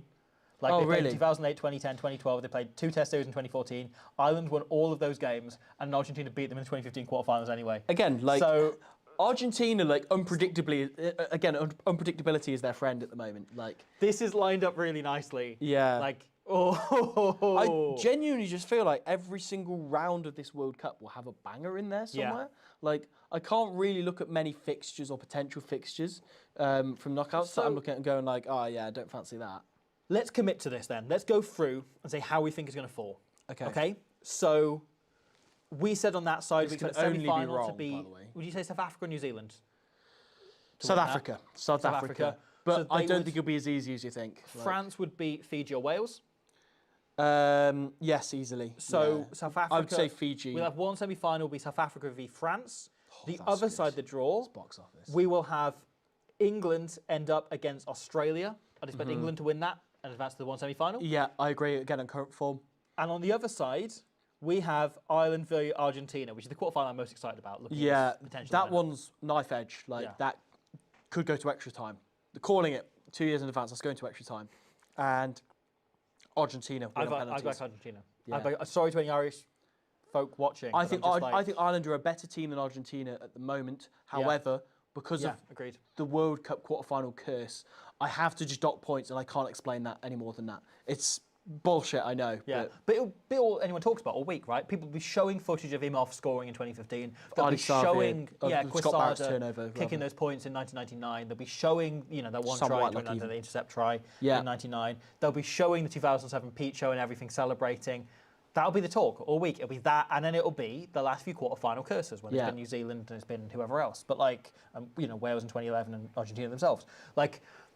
That will be the talk, and that will be put on Caelan Doris and the rest of that team. I just say, all week how many long. clips of Joaquin Tucale's dive are they Yeah. going to watch in the team A room? lot that of week? lobby being shown there. A Yeah. lot of lobby. Yeah. Okay, so we're saying Argentina will then play England in the semi-final. I was going to say again, they played in the bronze game last time. Yeah, that's quite tasty. But the thing is, Argentina do not have good form in semi-finals. That's they've- a nice draw for England. Yeah.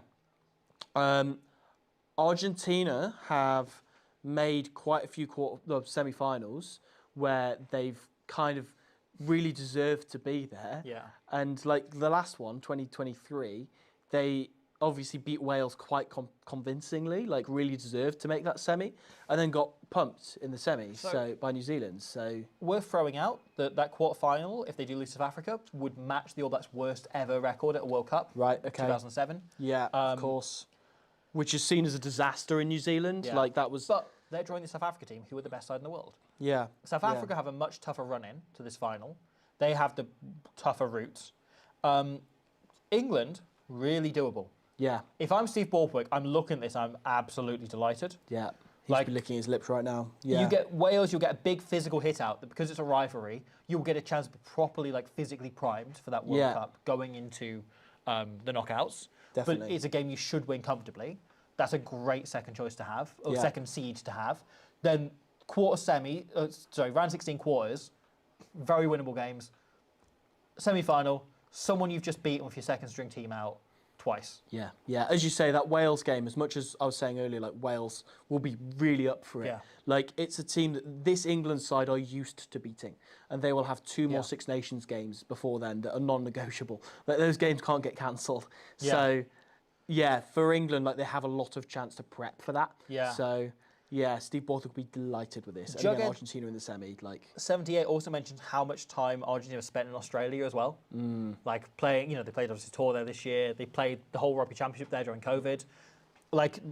They're more used to those surroundings. Here's a thought as well. Throw that out. England, obviously, last twice they've played Argentina, they've learnt into drop goals. Yeah. So when it comes to... Oh, no, sorry, there's yeah. the ones in the summer as well. Sorry, yeah. So Yeah. the one at Twickenham and the one in the World Cup 2023, yeah, they learnt into drop goals. So you do wonder how hard they're going to deploy George Ford. This live stream's finished from World Rugby, but we're going to carry on for a little bit because we've got a lot more to talk about. Okay, so, I had this growing feeling, and we were going to do a big check-in, and we're going to do this with, in the usual format, footage, video essay, the whole thing. Yeah.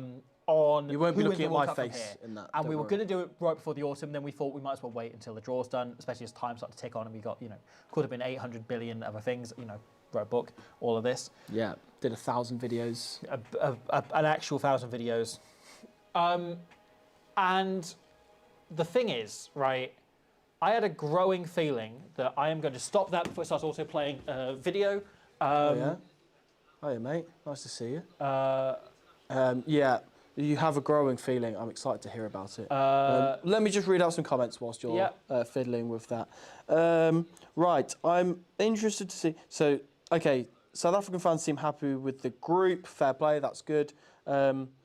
Obviously, I can't wait to hear how this is like World Rugby deliberately rigging it or something like that to give them that New Zealand quarter-final. So, let's see. Final England-South Africa like 2019, says I am Bolko. Yep. Again, like that's what you got to favour at the moment, isn't it? I also note you're leaning on the outside, so you're leaning out of shot. Oh, never mind. Just so, I did say that you won't get my face in the next videos, so, you know, there you are. Some there people get what they want. Anyway. Yeah, England v South Africa as a final has to be kind of the favourite at the moment in terms of form. Yeah, so you're then looking at Argentina v England. And I was saying like, when we're doing this lead-in video, I've had a growing feeling Argentina are real contenders. And this draw puts them right in the mix where they can not walk, but kind of like they're not at a full sprint to make the semi-finals, which allows them to target the semi-final, which they've never been able to do before. Yeah. They've never been able to go into the semi-finals like, this is our big game, right? And the thing Conte's been working on with them is consistency. Yeah. And we said so many times over this autumn, they've become more consistent. Even the games where they haven't turned up, they've still been much better than we're used to them being. That England game was their worst performance in a while. That Scotland game, they weren't great for the first half. Both of them, they almost won that game, and they did win that game. Yeah. So Argentina are really growing. I quite fancy an Argentina-South Africa final, but I think England are currently... That would be ace. England and South Africa are currently the two best teams in the world. They're currently number 1 and 2 for me. Yeah. So them landing in a final makes sense and works. I like that as a Final Four, though. South Africa, France, Argentina, and England. Kind of like good health for the game, right? Like that it's all over the world. And we've got so many different teams making the knockouts. Definitely. Again, Argentina they are a dark horse to win this, aren't they? Yeah. As long as they kind of... It's interesting, the Argentina semi-final hoodoo is like the Ireland quarter-final hoodoo a little bit, isn't it? That, you know, they've several times looked in a great position and then not been able to go that last step and win a World Cup. But again, like they're really growing, like Felipe Contepomi's really building something at the moment. So I wouldn't write them off as potential winners of this World Cup. I've just like, and we'll go into this in more detail and we'll look over this and kind of analyse and go over things in more detail. My initial reaction, looking at this, is I think South Africa got to be favourites to retain it. Yeah. England have got to be second favourites to win it. I think Argentina are third favourites. Yeah. Looking at this draw. I think so, because France have got a very good shot as well. What it takes for Argentina is a destiny day against England. Yeah. Where, and again, I say that, like, Argentina have beaten England before. Like, they beat them last year. Yeah. We've seen that this is, like, entirely possible. Yeah. So they need a destiny day against England. And then they need to play against a, let's say, South Africa, New Zealand or France side, who they will have all knocked lumps out of each other, you know? In a game that physical, you will expect a little bit of fatigue, potentially a couple of injuries to come out of that, and you never want to see stuff like that at the World Cup. You want to see the finalists, the two teams at their absolute peak. However, like England v Argentina, if it gets to that, that is the toughest game that the two of them have. We should throw out as well, Ireland might make it that far. That might be Ireland might make it that far. I think we kind of like, we're just like, got so caught up in Argentina hype. Yeah. It could be Ireland. Again, Ireland you'd favour at the moment, but again, it's just the quarter-final thing. And maybe winning a round of 16 game will help them slightly overcome that hurdle a little bit. You know, you have to question psychologically whether that's a part of it, because, you know, that will be their first ever World Cup knockout win, men's or women's. So, you know, potentially that's a huge day for them. But I don't know, man. Like, yeah. South Africa... I'm trying to think, no, did they win a women's quarter-final before, haven't they? Who, so Ireland. No, they made the semi-final, but they oh, yeah, never mind. They won one in sevens, but they won a quarter-final. The men's sevens won a World Cup quarter-final. Fascinating thing, I'm seeing a few comments from All Blacks fans. Like, half of them are saying we're underestimating the All Blacks, which we are. Yeah, like, we are. I agree with that. And the other half saying, like, we're shitting it. You know, like the fact that we could get the Springboks in a quarter-final. Like, there's potential for... I don't want to use the word humiliation because I don't think it's humiliating to go out in a quarter-final against the Springboks. However, the New Zealand rugby public probably will view it as that because historically they are used to being the best team in the world and no one being able to compete with them. So they always want to at least make the final. Yeah. This is a really interesting theme of this, right? Because it's something we've seen countless times. Teams go into World Cups looking really good. They get a tough draw and then they go out in the quarters and we kind of forget about them, that they're ever contenders. Yeah. Like, it happens so many times. Or teams slip up in a semi-final and we forget they were ever contenders and they could have actually won that game. Like, you think what was in 2019, right? And they could have... There's a very good chance they beat that England team in the final. You know. We both stand by that still. Yeah. But we will never know. And so you kind of forget about that as a possibility. And this could be a really great New Zealand team, but they've got a really difficult draw. And I wouldn't rule them out beating the Springboks. And I think Scott Robinson's building something interesting. But there's a video we've also about wanting to do is this All Black identity crisis they're currently going through. Yeah. Because they don't seem to know who they are at the minute. No. They don't seem to know whether they are the All Blacks team, or they are the team they feel naturally most like, which is a kick pressure, kind of more Northern Hemisphere style team. They leaning into Jason Ryan's maul. Yeah, they feel more like an Ireland team or something, right? They should be. That's where they're at the strongest. And perhaps why Ireland and New Zealand has become such a great rivalry over the last few years. Yeah. And yet they keep going, no, we should be the All Blacks. No, we should be playing that style of play. No, we're picking Bowden Barrett because he's the guy in 2017 who, did all those crazy... He ran the show, scored 4 tries against Australia and whatever. They're not picking him because he's the best kicking fly-off in the world at the minute, maybe other than George Ford. And they need to be kind of readdressing that because that is where their strength has been. Yeah. Want to pull out one question from Starlord6433. Squidge and lads, got a blind date tonight. Any advice? How early do I go? How early in the date do I mention Manu Tuolangi's 2012 performance versus the All Blacks? I'd give it a little bit of time. Before that, I would talk about how good Gershwin Mouton was in the 2023 Men's World Cup. Yeah. That's probably what I would lead with. And then you can build up, start with Namibia. Talk about Chad Plato being statistically the best player of the 2019 World Cup. You've got to think about it. It's a blind date, right? If you knew them already, if it was kind of, someone you've known for a little bit and perhaps don't know that well, then maybe you can go in really early with the Manu Tuolangi reference. Yeah, You've got to build up to them by showing that you're paying attention to Namibian wingers. To get in there, You really, should be looking to get a Dani Rousseau mention in there. I think you should show Matt Worley's 2 tries against Brazil last year. Yeah. I think they were both excellent. He's really, really fast. He plays fullback for Hong Kong. Ideally, bring a projector to the restaurant. High if video you go quality. into the cinema, that's fine. Yeah. Just hijack the projection booth and play Matt Worley's 2 tries against Brazil. Yeah. Otherwise, bring a projector because you want them to see it big. Yeah. You want to kind of see it in the best possible vision, which Matt Worley is very much like the Christopher Nolan of rugby, in that he wants his tries to be seen on the biggest screen possible with the best sound. It's true. It's true. He hates CGI. He's never had a try CGI. Did you know that? No. RQS 8715 says brings up Richie Mo'unga's going to be back for the All Blacks, which adds a dimension to that quarter-final. He could be playing for Tonga or Samoa. Again, that's something we're going to factor in when we do this video about the All Black identity crisis. Whether he's going to change it when he comes back to the All Blacks. It would be hilarious if he played for Tonga. But unfortunately, he has signed with the NZRU. We did a video on that a couple of months back and a little bit talking about how that might change the All Blacks and their prospects for the next World Cup. So. The Dork Lord mentions if someone mentioned Gershwin Mouton on the first date, I would propose. Yeah. I hope that's who the blind date is with. Yeah. Because that go really well. Yeah. And just say, mate, you were really good against Italy in 2023 in the first round. Backflippers says, ask if she knows about Idris Elba's role in 100 Streets, playing hit rugby player. They just say Max. England rugby legend Max Moore. Oh, yes, yeah. Who Idris Elba not based on anybody. Who's not based on anybody. A former England number 8 who won a World Cup, who does lots of cocaine. Yeah. He was not based on anybody. No. At all. Completely original character, do not steal. Yeah, The Bork asks, if Ireland lose the pre-quarter-final knockout game, the round of 16 game, is it the biggest hit to Ireland's mentality ever? Yes, I think it has to be. But look, it's highly unlikely that will happen. But who would they play again, most likely? Ireland in the round of 16 game? Would most likely play... We're looking at Georgia, probably. Okay, yeah. You're looking at Georgia, could be USA. That would be historic. Could be Tonga. Yeah, if they lost that, that would be historic. I think it's highly unlikely. Who would France play in the quarter-final most likely, if they made it that far? France in the quarter-finale would be playing... sorry, I had a different thing up. Where were we? I've lost track.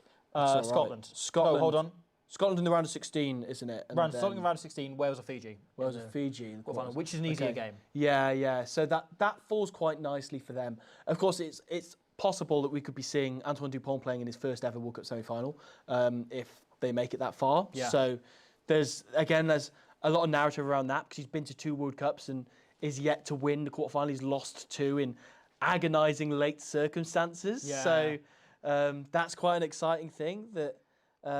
Okay. Star-Lord comes back, says, I'll mention Manu's performance post-breadsticks, pre-starters, then analyse Max's character at desserts. Yeah, that's perfect. That's perfect. That's perfect. Star-Lord, I would love to know when you're going to bring up Gershwin Mouton and Chad Plato, Yeah. the statistically best player in the 2019 World Cup. Don't forget to, if you see Chad Plato's Twitter, to put a full stop in response to his one tweet.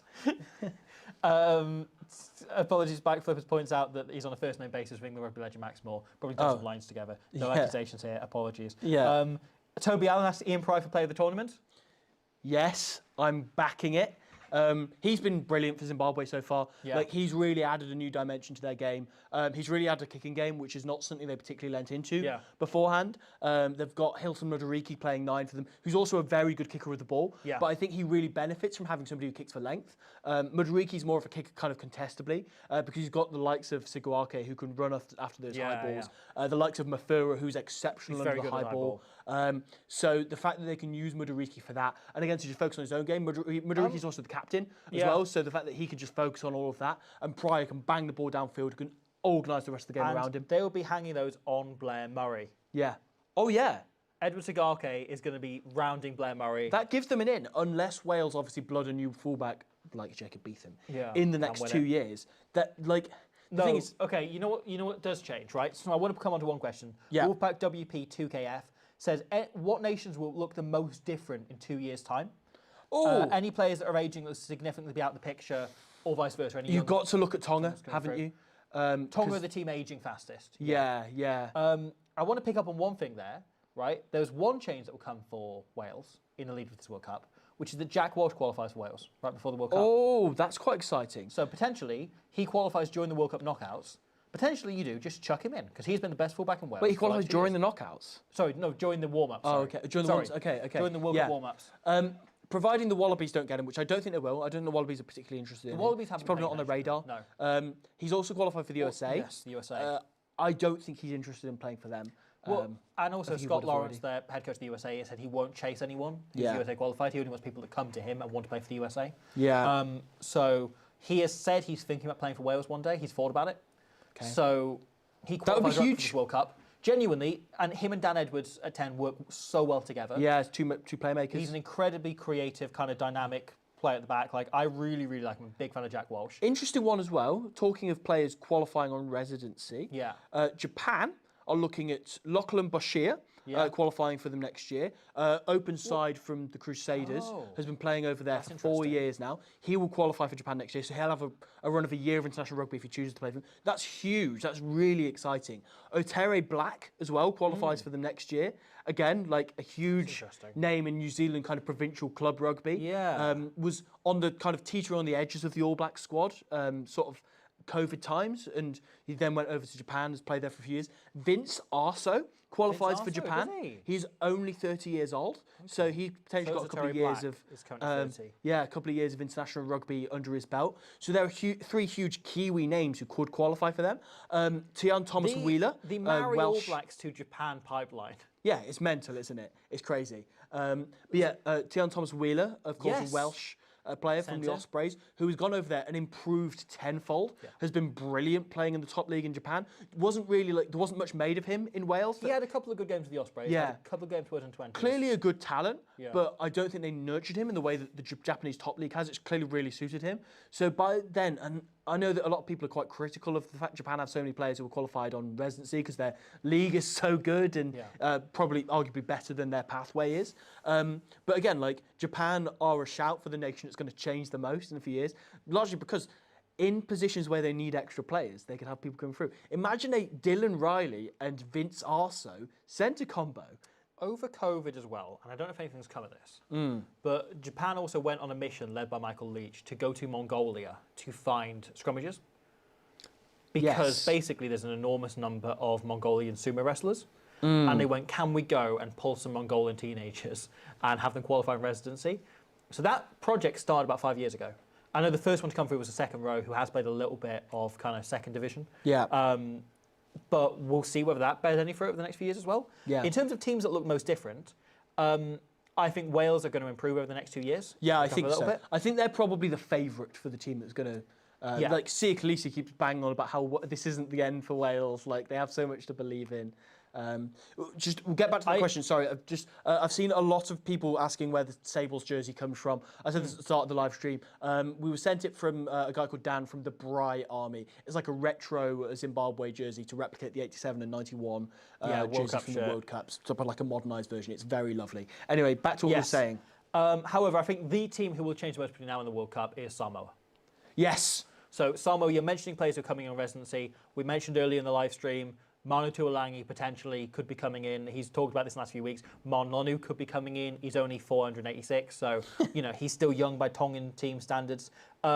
You've got players from throughout the kind of rugby world who could be coming in. Yeah, not only that, like there'll be a lot of players that we are yet to hear of who are currently playing Bunnings NPC rugby or Super Rugby even, who are good enough for international rugby, who were probably holding out for call-ups for either the All Blacks or Wallabies or someone like that, who have gone, okay, now Samoa are in the World Cup, I fancy a crack at this, And you've recently had the likes of, like Jacob Umanga's gone over and played for them. Scott Seo's declared for Samoa and got a couple of caps for them now. You've also got a bunch of the UJ Sutenis of the world who are brilliant players. When he comes back, he will change them just around. playing top 14 instead, right? Yeah. And wasn't Theo available. McFarlane's captaining them at the moment. Yeah. So, again, he is a big game test player. So, and they're he deserves to be at the World Cup. Still recovering from their coach being outed as a nonce. As a nonce. And, that whole thing shaking the union. Have you seen a bunch of the talk of... Not Tusi Pisi, by the way. He's innocent. He's fine. Yeah. But there was, a few of the players walked away from playing because they disagreed with Mapasua being sacked at the end of last World Cup. So I wonder whether there's some change, whether they get back involved there. That was a union decision. The players didn't agree almost unanimously. Yeah. So I think there's going to be big changes coming to Samoa. I think both in terms of personnel, but also in terms of quality, I think they're going to really up that team. That team's going to improve a lot over the next 2 years.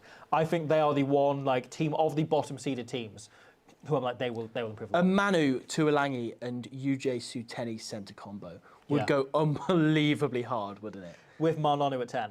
Yeah, go on then. Why not? Or Suteni could play 10. Yeah. It might just be one of those where you just want to get the ball as much as you can. Another dark horse for somebody who I think, it's not going to be the most changed, but somebody who I think will be better in 2 years' time than they are now is Romania.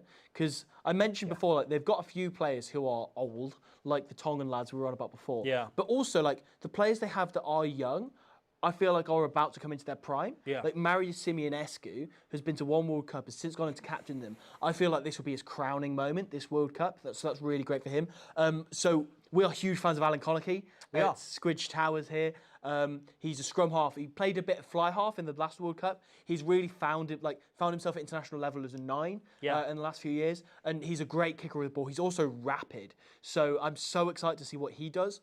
And of course, somebody who he played well at last World Cup, but he will be 4 more years worth of experience at this World Cup, is Hinkley Valvassa, playing number 10 for them. So he is a proper talent. Again, he's a Tongan man himself, but he's a proper baller. Of course, Christy Kirika as well. Will have 4 more years of international experience under his belt, because as much as he was one of their best players at the last World Cup, he was only a year or so into his international career, whereas now he is a properly experienced guy who's kind of been there and done it. So I'm excited to see just how those players, how much better they look and how much more experienced and level-headed they look come the next World Cup. Interesting note from Gobbo 2000, or Gubo 2000.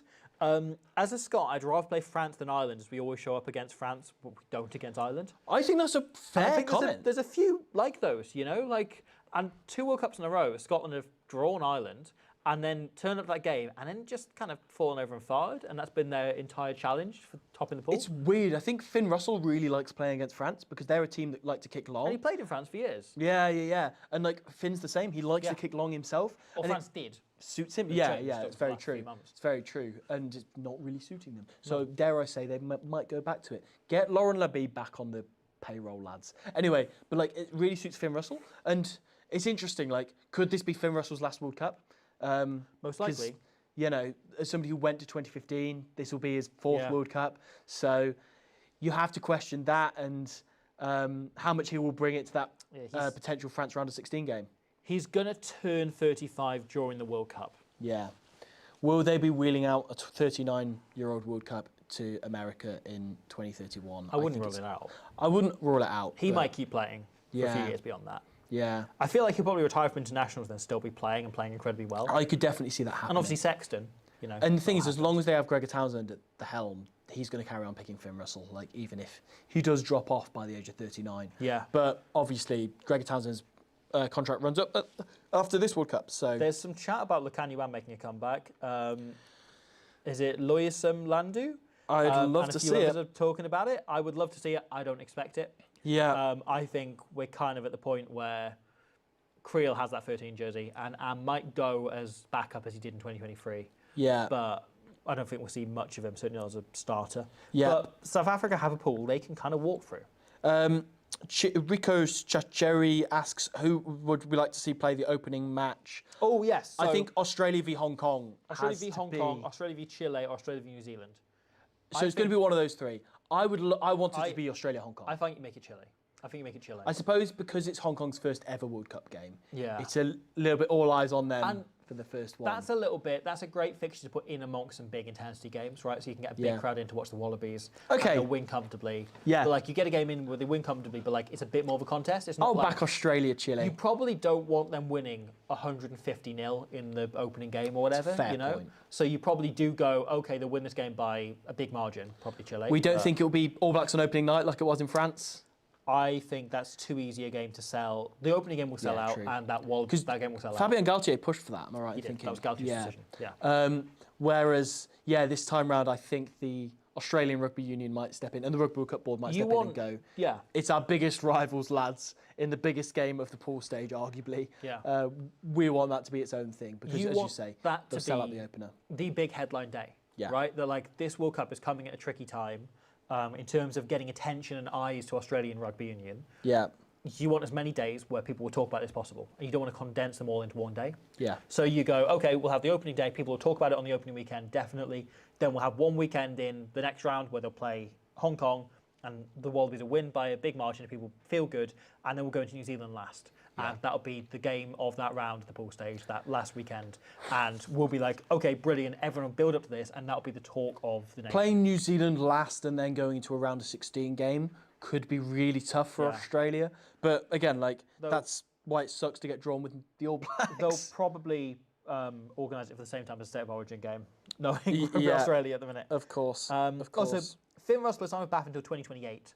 Yeah. So he'll go a year beyond this. But I think he'll probably play at club level beyond this World Cup. I've seen Tyler Duggan says, seems rigged for England to get the easiest run to the final. Typical World Rugby shenanigans. Typical World Rugby who are run out of Dublin giving... I presume you're being satirical there, Tyler, and I'm here for it. Even though because we literally just watched them pulling them all out of hats. Yeah. Completely at random.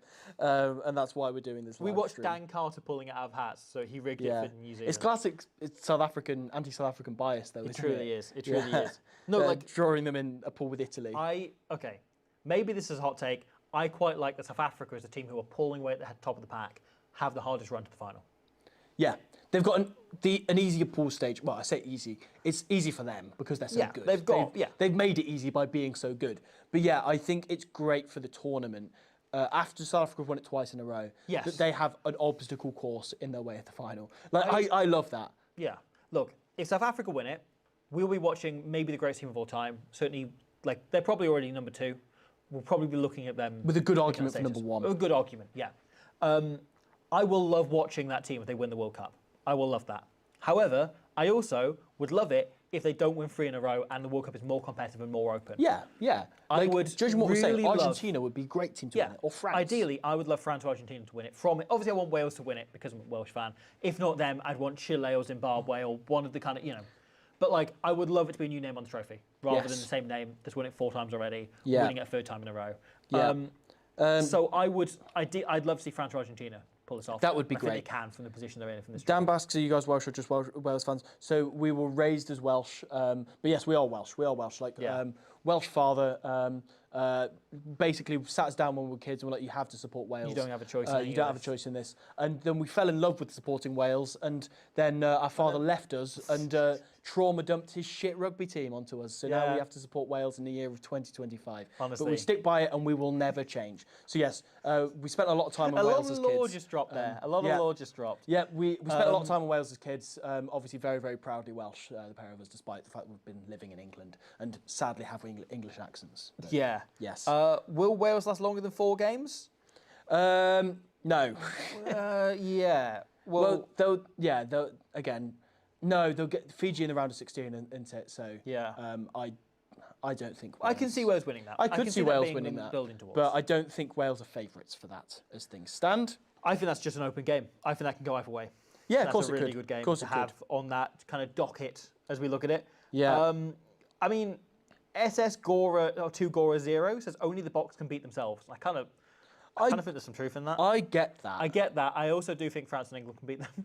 The thing is, it's like you always ask it of like any sports team that are completely dominant in the way Box are. It's like, how long will this last? Yeah. Before it all like crumbles in on itself. I don't want to like spoil too much of stuff we'll do in the lead up, but and in the next few weeks. But I'm a bit like, I think South Africa are going to see it through to the World Cup. I think Razzie's smart. I think he's built enough depth. Yeah. I think he's smartly bringing through a younger team because I think a lot of that generation who won the 2023 World Cup, I think they are starting to burn out and they were going to burn out. Yeah. And he's starting to already build it around the likes of Sasha Farnberg and Ngoma Zulu and Kanan Moody and whoever else. This kind of younger crop of players who now it's your time to go and fight for a World Cup. Yeah. And I think that's there. PTYTCH asks, what do you think is going to be the highest scoring game of the tournament? Ooh. So I think this is 2 separate questions, right? So the most points scored by one team, which I think will be New Zealand versus Hong Kong. Yes, it will. Yeah. Almost sorry. undoubtedly, sadly. Though anyone versus Wales. No, I mean, South Africa versus Romania could be pretty high scoring. Yeah. So Romania have some got fighting like spirit. a solid pack there. Yeah, and they've got So- a decent enough scrum that they might be able to. New Zealand versus hold Hong Kong out. is going to be a bloodbath. Yeah, but bless it them. is. Matt Worley will, and Axel Boat will show up. for the other Spain, barracks. Fiji has to be a favourite for like the most Most points scored between the 2 teams. Yeah. So that's got to be up there. That's a good one. It's a really Uruguay, good question. Portugal, I really like the look of. Yes. But I like Spain, Fiji. Is that contender? Good couple of questions here from Washi02 saying, A, do you see Ireland's play style changing much before 2027? And B, really importantly, the main thing that can change about Ireland by 2027 is Sam Prendergast. And everyone's talking about his ceiling and how much he can improve. Will he be Sexton Mark II by 2027? I think that is actually the question to ask when we're looking 2 years in the future is, can Prendergast iron out his defensive woes, and he's capable of occasional misfires, like kicks out on the full or passes getting intercepted. As much as I think he's a brilliant player and really deserves his shot, but the thing is, they have both him and Jack Crowley, and I think if you're Andrew Goodman, you want to encourage those two to remain really different players because then you can pick them based on what game you have in front of you. You know, Prendergast obviously loves to play really flat to the line and zip those intercept bait balls along the line because he's got such a good pass on him.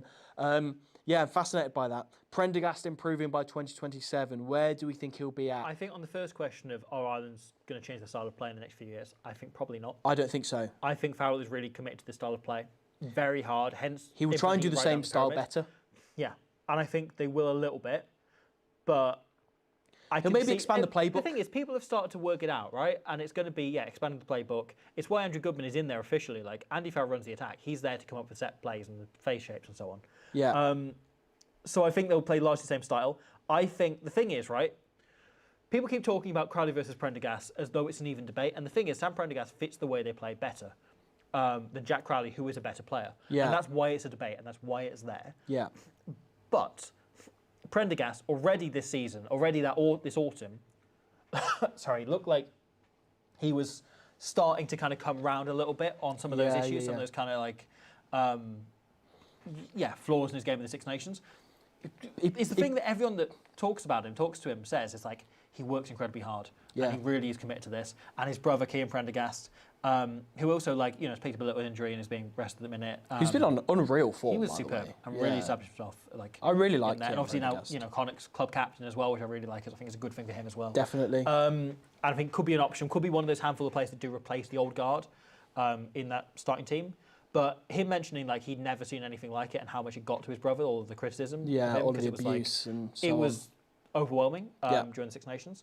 Yeah. So- And that's why I kind of said this on a video recently, like, for the next 12 months, almost regardless of how well Prendergast plays, I'd kind of just keep Crowley in that 10 shirt just because he's not getting abuse for it. Yeah. And Prendergast just needs some time to just be himself and not be hated for just being himself in an international jersey, and to just allow himself to keep doing that for Leinster as he's greater. This isn't us talking about Crowley v Prendergast. It's us talking about, how much is Prendergast going to improve? As you say, he seems incredibly hard-working bloke. He's got Jacques Nienaber coaching him at Leinster, which when a big part of the problem is your defence, like that's a great man to have around you. And obviously Andy Farrell with Ireland, who is a defence coach by trade. So, I would imagine that side of his game will pick up, and I think it's starting to. There's still some big frailties there for sure. And I think in terms of his game management, which he's already looking good at with the occasional error, he's already, that's just experience. I feel like 2 more years of playing top-end rugby. He needs to win a trophy, really, with Leinster. Obviously he's won a URC. Yeah. But if he can get a European trophy, that would be, do wonders for him. Is Andy Farrell a defence coach by trade, or is he just from Wigan? Okay, Lex 1991 Wales asks, if Georgia go through to the round 16, is that enough for them to get into a 7 Nations? Obviously, you're asking the wrong people in a way. The answer is no. Should it be is a different question. Yeah. Making around 16, maybe. Right? Yeah. If they're playing, who are we looking at? It's like Ireland is probably the most likely, but they could end up playing, who else? Apparently only Ireland. Okay, that's weird. Yeah. But they could end up playing That Ireland. was fixed. That was etched in already. They could end up Already playing selling tickets. New Zealand. Yeah. Okay. In a quarterfinal. Yeah, as you So say, round 16, right? If they win that game, you've got to be having that conversation. Should it be from a rugby expansionist point of view? Absolutely yes. Yes. There's the answer to the question. But do I see it immediately happening just on the back of that? For some reason, I don't, and I think it's part of the rugby old boys club thing, isn't it? But I think the better question is if Spain make a quarterfinal, if Spain do incredibly well, will they have a chance at expanding? that would be hot. Because the thing is, Spain is a bigger territory financially, and a bigger away day you can sell because they play in Madrid. It's a brilliant stadium, brilliant atmosphere. Obviously, they don't sell the numbers of tickets that everyone in the Six Nations does, but I've always had this gut feeling, right, that Spain have a better chance of being expanded into a 7 Nations than Georgia do. It's a bit shit, that, isn't it? But it's true. Well, of course, Spain used to be in the Women's Six Nations back in the day until they just decided, let's just mirror the men's one and put Italy in there, even though they weren't as good a team. Arguably still aren't. Tbilisi, one, you don't have the same kind of levels of flight and infrastructure and everything to get there from those nations. Yeah. It's not like the big tourist destination that all of the other big cities are. All of them are either bucket list places or Cardiff, which is bucket list stadium. Spain away is a much easier sell to your mates than Georgia away, isn't Exactly. it? You'd rather go on holiday to Madrid than Tbilisi. And this is a large part of it is, right? And it's a bigger economy, Spain. Yeah. Spain, you've got a bigger footballing kind of base you can try and lean into. It's unfortunate, but it's the case. Portugal, likewise. Portugal could get in before you'd be seeing Georgia in. I think that's the unfortunate thing. So promotion relegation is the more realistic way of getting Georgia in there. Yeah. But that's not going to happen, especially because the Six Nations don't own anything of Rugby Europe. They're completely different organisations. But we're not going to see that. I've just seen a brilliant question in this. Yeah? Robert Martin asks, does New Zealand purposely try and come second in their pool? Yes. I was going to bring this up. So To avoid South Africa in the quarter-final? That would be insane if that happened. But the thing is, obviously people made theories about this for South Africa in 2019 and 2023 because they lost a game. And the thing is, in 2023, the draw wasn't nice to them. They closed out those games really well. But there was people in 2019 saying did they deliberately lose that game to the All Blacks? Of course they didn't. And Rossi said no, of course they didn't. But I didn't mind it. Yeah. I knew that it wasn't the end of the world if we lost a game in the pool and then made it up from there. So it's not in the New Zealand rugby heritage to consider losing a game. they've only ever lost one pool game in a World Cup. Yeah. So would they look to do that again? I doubt it. Yeah. And also these. It's a great competitive question. people. You back yourselves to beat everyone. Yeah. And would you rather be in a winning mentality rather than a we threw the game mentality, that throws the team off? Yeah. However, the other side of this is their draw. If they did throw the game, is they then end up playing Japan and then England, right? Okay. Yeah. Would you rather play Japan then England or Tonga then South Africa? Neither of them sound great. Neither of them are perfect, but to say the level of investigation, everything that would go on into that game if you did put out a second 15 against Australia, and Yeah. the way it would tar All Black Rugby, right? Yeah. Like, if they don't go on to win the World Cup from there, that becomes permanently something Scott Robertson did. It affects him getting future jobs, right? If he throws a game. We discussed it before when I think it was in the video about the false kickoff thing South Africa were doing, where it happened in the Olympics before in badminton, where 2 players were trying to deliberately lose, just hitting the shuttlecock against the net, just so they could lose. And then eventually the Olympic Committee just like banned them both and was just there like, we're not having this because you're not trying to win. It's not the spirit of the competition, so somebody else goes through instead in your place. Would you hire Scott Robertson for any job after that if he deliberately threw a game? I mean, he knows ball, doesn't he? But it won't happen. It won't but like, happen. it's an interesting thought. I think it's a really good question. But you still end up with England, right? Who just beat them.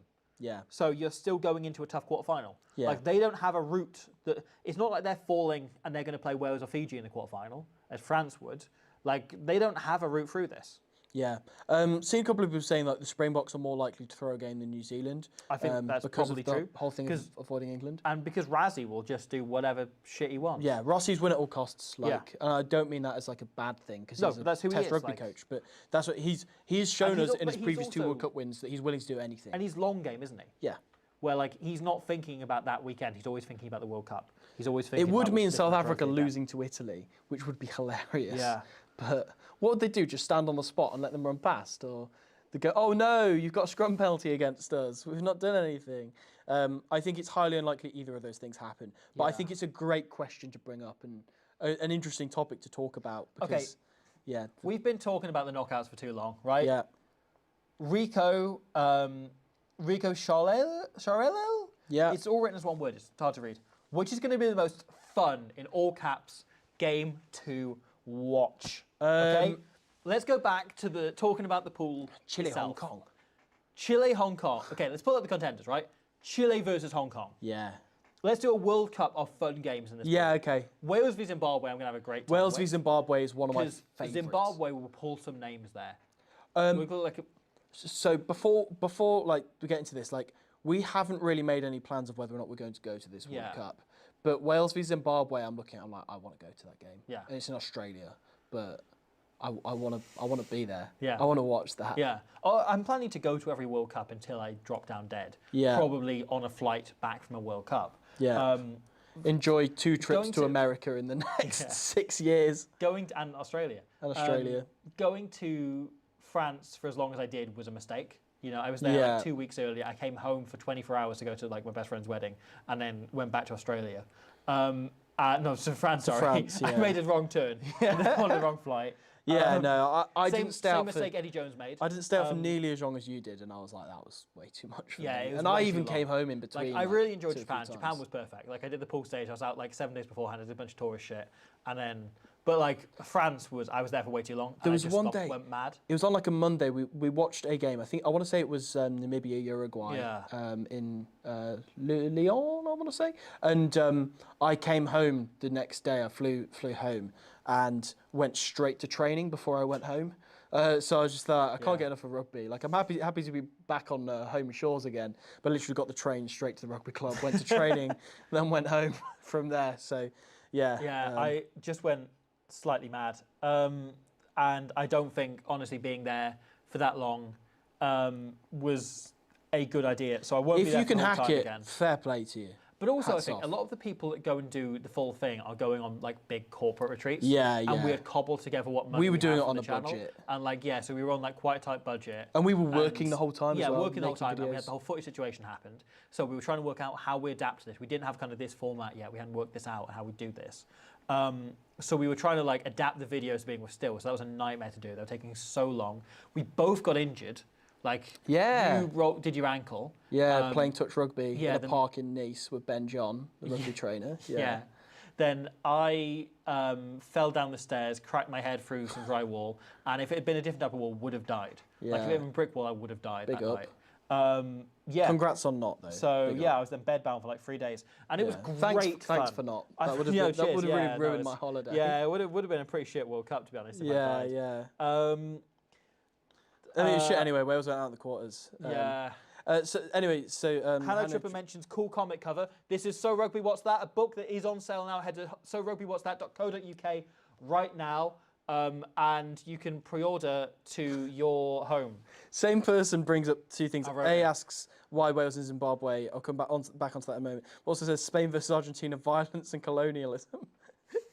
That's just a very funny comment. Fair play. Why Wales and Zimbabwe? Because we support Wales. It's Wales playing against a team that they've never played before, and also like we just love the Zimbabwean style of play.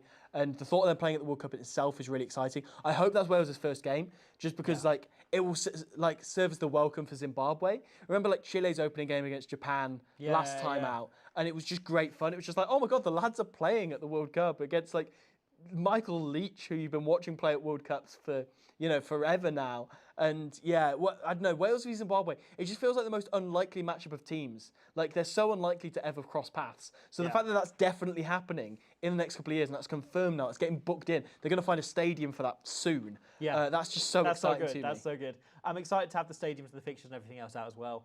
I want to pull out one question. I want to throw it two different ways. I want to twist that question as well. Yeah. So SAC D67 asks, which is a very catchy name. Yeah. I assume that their mother did call them that. Which team in Band 1 do you think has the easiest route to the final? Probably England, I'd have to say. Yeah. But Argentina is a proper Argentina's curveball. is all right, Yeah, but I think England yeah. have the nicest route to the final. Yeah, it's I that wanna side of the ask- draw for sure. I want to ask a follow-up question to this, right? Which team from the bottom two bands Yeah. has the best chance of making the final? Ooh, maybe. So You've got to look at Georgia or Uruguay, I think, haven't you? okay, I'm going to throw out Samoa. Oh, Right. I guess so. So Samoa are a bottom seed. They could potentially go and play Australia in the round 16. Yeah. Team they've beaten before. Team who I don't think is impossible. A fully loaded Samoa team with a load of former All Blacks coming in. Yeah. Beat, right? They didn't have to play England. Never mind. That involved them just beating Japan in the Just pool. bring out Nigel Wong again. Just let him do his business like he did in 2023. It's all you need. Still so Best funny player in the world that for a day. Like, for 15 minutes, Nigel Wong was the best rugby player on the planet. He was incredible. And I wish we could go back to that. Yeah. Okay, so Samoa is still quite a tough one. Georgia, I think, it doesn't have an impossible shout. If they played Ireland, and Ireland slip up a little bit, Yeah. they then play Argentina, Yeah. and Georgia v Argentina could be a proper game. That could be a serious game. For sure. So Georgia Argentina, they then play That's England. a great matchup, Georgia v Argentina. And then Richard Cockrell gets his revenge. Richard Cockrell, obviously the only England men's coach with a 100% winning record. Of course he is. They didn't play a game in his time as head coach, but he then 0% losing streak. brings his intellect and intel Yeah. indeed, to beating England. They then play the Springboks in the final, and they batter them up front, and South Africa look a bit soft. Okay, so And Georgia win the World Cup. two similar questions. Both Mean Machine and Kiwi Mapper ask, games of potential and upset, anything on the calibre of Japan versus South Africa in 2015? Okay. Anything in the cards? That is the big question. Let's do this. Let's Okay, let's go pool by pool. Yeah. Right? What do you think is the biggest feasible upset here? Okay. So Australia, New Zealand, that could be an upset. They could do that. Yeah, but anything like Japan in South Africa, in Brighton in But 2015. Hong Kong or Chile, do you think either of them can beat the Wallabies or All Blacks? I think it's very unlikely. I think mean, so. Chile beating the Wallabies would be incredible. That would be But amazing. sorry, Wally, but Chile beating the Wallabies I would think be brilliant. So. Lemoyne said that his team, he described them at the 2023 World Cup as the soft belly of the Pro Day Dup. They were basically the standard of a Pro Day Dup team. What a way to describe your own team. I know. He was like, well, basically, we're as good as a Pro Day Dup team now, and like our goal is to be a top 14 team so we can start competing inside a few years. And I think they're getting there. I think they're probably like coming up on the level of a top 14 side. Top 14 being the best league in the world by distance. Like a lot of those Pro Day Dup teams would be beating teams in the Premiership and URC. Like, Sure. That's not necessarily an insult. And more punching involved. Sure. They would get a few red cards, but That's why it's a soft belly. yeah. Pro Day Dup. not the hard belly. But if Chile beating Australia, I don't think is impossible. Then beating New Zealand, I think probably is. Yeah. Yeah. But that think would it's- be on like 2015 level. Yeah, it It would being be. a home World Cup would be shocking. Yeah. But you look at how Portugal played against the Wallabies last time. Yeah. Yeah. So- Again, I think they could push them, but I don't Yeah. think they would beat them. So I think Pool A is probably a no for a big Romania upset. and Georgia are not beating South Africa. No, unfortunately not. What about Italy? Georgia could give them an interesting game, but I guess Italy wouldn't quite be on the scale of Japan 2015, would it? it wouldn't. It wouldn't, So- but it would be a big upset. It would be. Again, I don't think that's impossible, but I don't see it happening. Yeah, Romania and Razzie Georgia, I don't see happening. Razzie will play his strongest team, and he'll start analysing Italy now Yeah. to tear them to shreds at that World Cup. Yeah. Like he wants to gut them completely. So I think we'll see South Africa. I don't think we'll see one in that pool. I think Georgia beating Italy. Unless South Africa throw it, Yeah, which Georgia won't beating happen. Italy is probably the best chance of an upset in that pool. Yeah, I'd So, love that. Romania beating Georgia would be a big upset. Yeah, it would be. It would be. Increasingly. And So- all of those are possible. It's Yeah. weird. If you just discount South Africa, that's a really competitive pool. Yeah. But, yeah. So, unfortunately, the best team in the world are in there. Yeah. So Canada, Spain, Fiji, Argentina. Canada, Spain, Fiji, Argentina. Okay. Spain. Could they Spain, beat Argentina. Spain could beat Fiji. Spain could beat Fiji. Yes, they almost did a few weeks ago, as I keep I mean, mentioning now on that this would live be stream. this year's Uruguay, Fiji, wouldn't it? Yeah.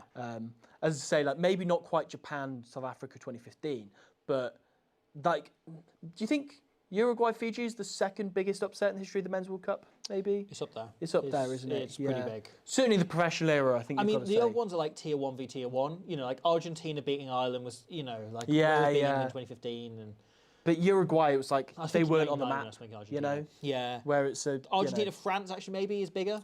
Yeah. 2007. I guess so. Because Argentina was still levels, borderline isn't at that point. Yeah, but Spain, Fiji is a huge one. What if Argentina had a horror show against Spain? Yeah. What if I- everything crumbled in on the Argentine Empire? at the moment? Respectfully to Lucas Rumble, I don't see Canada beating Fiji is not impossible. It could happen. It could if happen. Tyler Ardron is on his best form. Because Fiji are potentially looking at a good path into the quarterfinals here. They will need to rest players for one game.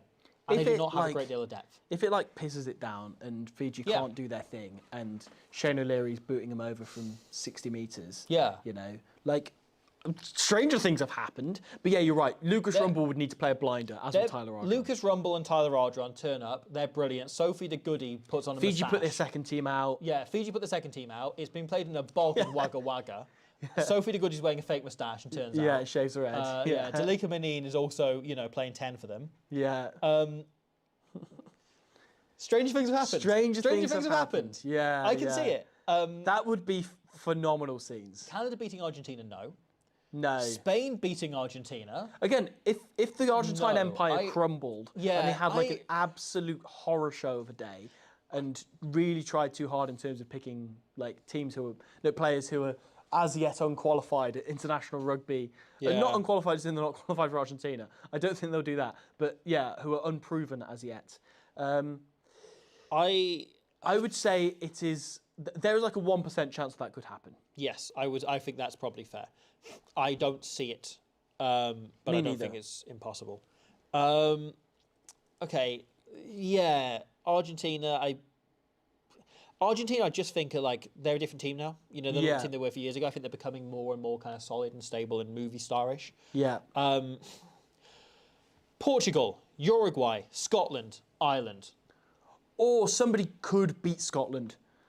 Portugal against Scotland is, again, the thing is, I love this Okay. Scotland team and they're full of world-class players, but also I'm just losing faith in the Gregor regime by the minute. I get that. So, I get that. yeah, maybe Portugal-Scotland would be good, but also Portugal haven't been good in the last couple of years. Yeah. If we could bring back the 2023 Portugal team, And that might happen. yeah, it might happen.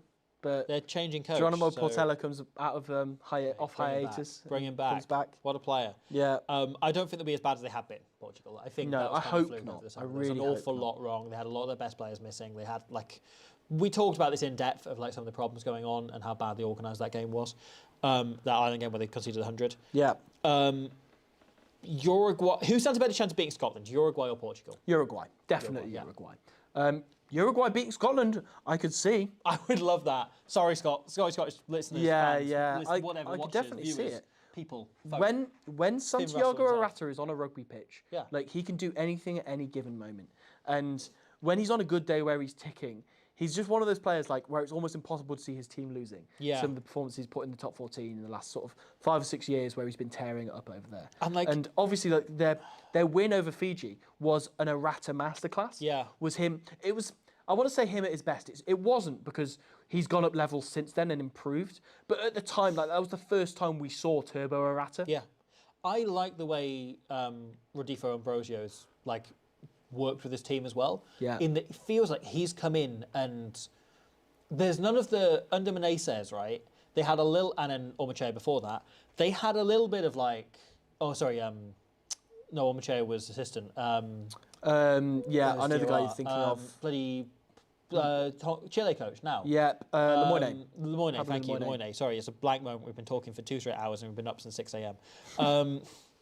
So, yeah, I think like under them, they're a bit like, you're going to aspire to be at this level. Ambrosio's come in and gone, you are this level, right? And I will treat you like you're there, and we'll then work up to the next tier. And I think they've quietly been going about the business. They've much less talk about Uruguay than the last few years. Yeah. Partly because Chile's taken some of that hype away, partly because we've had this kind of battle. They qualified really early. They were just like, yeah, brilliant, we're the best team in the Americas outside of Argentina. And everyone else has then been scrapping, and there's been more of a story around them, where Uruguay are just solidly there. And they qualify for every World Cup now, right? Remember when it was an upset 10 years ago in 2015 for them to qualify, them overcoming Russia to get in there? They're now just a glad to be solid team who go to every World Cup. And Yeah. now it looks like a fluke that they didn't make 2007 or 2011. Like, that wasn't them dropping off. Those were like fluke periods. So I think I would love it. Uruguay gave Italy a proper game in the last World Cup. Yeah. And we know they were targeting looking at that game for 2 years in advance. So for all we know, we've got Gamanara in there going, we've been working on this since 4 years. We've been looking towards this one particular game in the way they looked to Fiji and the way they looked to Italy. Quick sidebar. You mentioned Rodolfo Ambrosio. Yeah. Of course, he has 1 cap to his name in international rugby. Do you know the big stat about him and his 1 cap? And He has 12 caps. There's 12 caps. 12 caps. Oh, damn. Think of a different Ambrosio then. Never mind. I'm thinking of the Ambrosio who played fly half for Italy. That's not him, is it? It was him. Oh, it was him. Okay, He played maybe he 10 has or 12 caps. 12 for Italy. Okay, in that case. So he made his debut in the 1987 World Cup, Yes, he didn't did. So the first ever game he played was the first ever Rugby World Cup match, which meant there was a time where 100% of his caps had a dog on the pitch!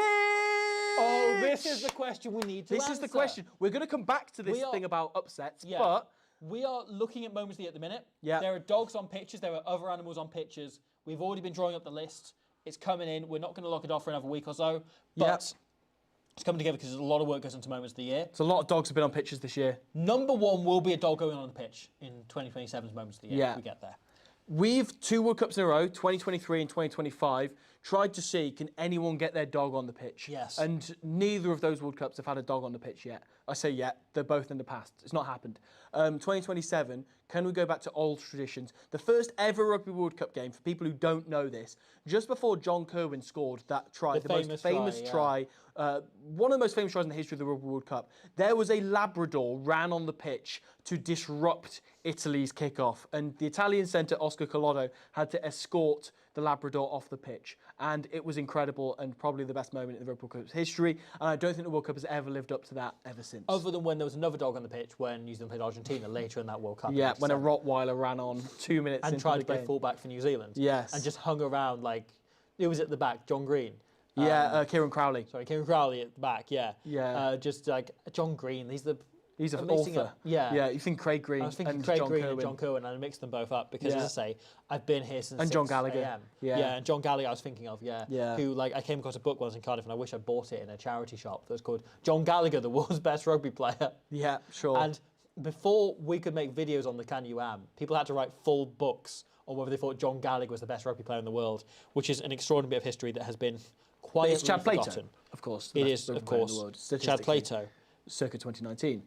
So yes, we need a dog on the pitch in 2027. Will there be a that's what dog I'm on the pitch? To We need the stadiums to be announced saying. formally. Celebrate the 40-year anniversary of the What first we dog on the need pitch at Rugby World to Cup. try and do with this is, can we go over the stadia Mm-hmm. when they are finalised and everything? And we've currently got like Who has the worst animal we've got control? a number of host cities available. There are 2 stadiums yet to be determined, and also we don't know where games are going to be held and so on. But games will be held in Sydney, Brisbane, Adelaide, Perth, Townsville, Newcastle, and Melbourne. From glancing at the stadiums, I think Newcastle International Sports Park looks like the easiest one to smuggle a dog into. Okay, yeah. So So anybody in that area, if we could get Yeah. this tested out. and Like see the how Adelaide easy it would Oval, be. that's going to be tricky to get. Lang Park in You Brisbane. can analyse tricky. the outer security. Stadium Australia, tricky. North Queensland Stadium. Wait a minute. Sorry, are you telling me that Suncorp doesn't have? Is Suncorp getting no games? What? That's bullshit. Suncorp's great. Suncorp. I want Wales really and wanted Zimbabwe at Suncorp. I really wanted to go to Suncorp. Yeah. That's a bucket list stadium for me. That is really sad. At least get to see it in the Women's World Cup, hopefully. Fingers after crossed. That. But Yeah. Damn, that is a shame. that's bullshit. Yeah. Come on, Rugby Australia. Pull your Yeah. finger out. Okay. No, there's still going to be a few games which will be in other stadiums. So Melbourne's going to have a stadium put forward that hasn't been determined, and there's one more stadium to be announced. Okay. So fair. fingers crossed Suncorp gets in. Should we go back to upsets? Yeah, we Sorry, we got probably sidetracked by the should. thought of dogs on pitches. Okay, Ned Bennett says Newcastle and Townsville if you want to smuggle in a dog. Excellent. So as a bit of local Thank you, knowledge, Ned. thank you, Ned. Much appreciated. Townsville, okay, that looks doable looking at the stadium. Yeah, Okay. Newcastle looks like the easiest. If anyone has a dog and we can try and smuggle it in, because we're already in World Rugby's bag books apparently, Yeah. for trying to grow the game. Yeah. So, We or wanna for help you believing that guys. like people should be able to play rugby and, And shouldn't be, like, dogs. controversial take. And dogs should get on pitches. And this is the one thing we seem to align least with World Rugby on. Yeah. So can we smuggle a dog onto the pitch? It would grow the game. You get your viral TikTok moment. Yeah. Like, you get to send the game like stratospherically viral.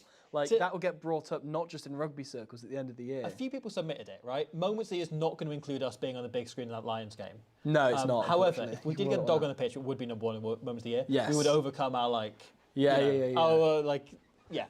And if it happens at vanity. a Rugby World Cup, then Yeah. then that It's overrides extraordinary we've everything. only just dipped below 1,000 people watching. That's So, crazy yeah, because we thank just you. talked We've for been- ages about dogs. We've been going for two and a bit hours, like two Yeah. and a quarter hours. We will. Let's finish off our thing on upsets. Take a few more questions before We'll we keep going. finish Yeah, up, we 'cause don't have I'm to, enjoying this. This yeah, is we good. don't have to finish. We're not going anywhere. Yeah. As long as there's at least we don't have 4 any people plans. watching. Yeah. I think that's the cut-off point. Yes. If there's any This is fault- where 952 people Two of leave them are us. immediately. Yeah. Okay, so we were talking upsets. We're talking Yeah. Uruguay going to beat Scotland by how many points? Uruguay beat Scotland by 50. Why not? Cool. I was going to say 4. Yeah. So we disagree on that one. Okay. Samoa versus the USA. The thing is, that's Just a saying weird, that. weirdly contorted one because of Yeah. Samoa being banned 4. Yeah. But yeah, I think that's just going to be a great game, Yeah. regardless. And USA will really target that as their chance to win a game. I quietly think USA are the weakest team in that pool. Yes, I agree. Even though they're banded above Yeah. Samoa. But yeah, Samoa will have players come back to them. Okay. Can any of Samoa, USA, Japan beat France?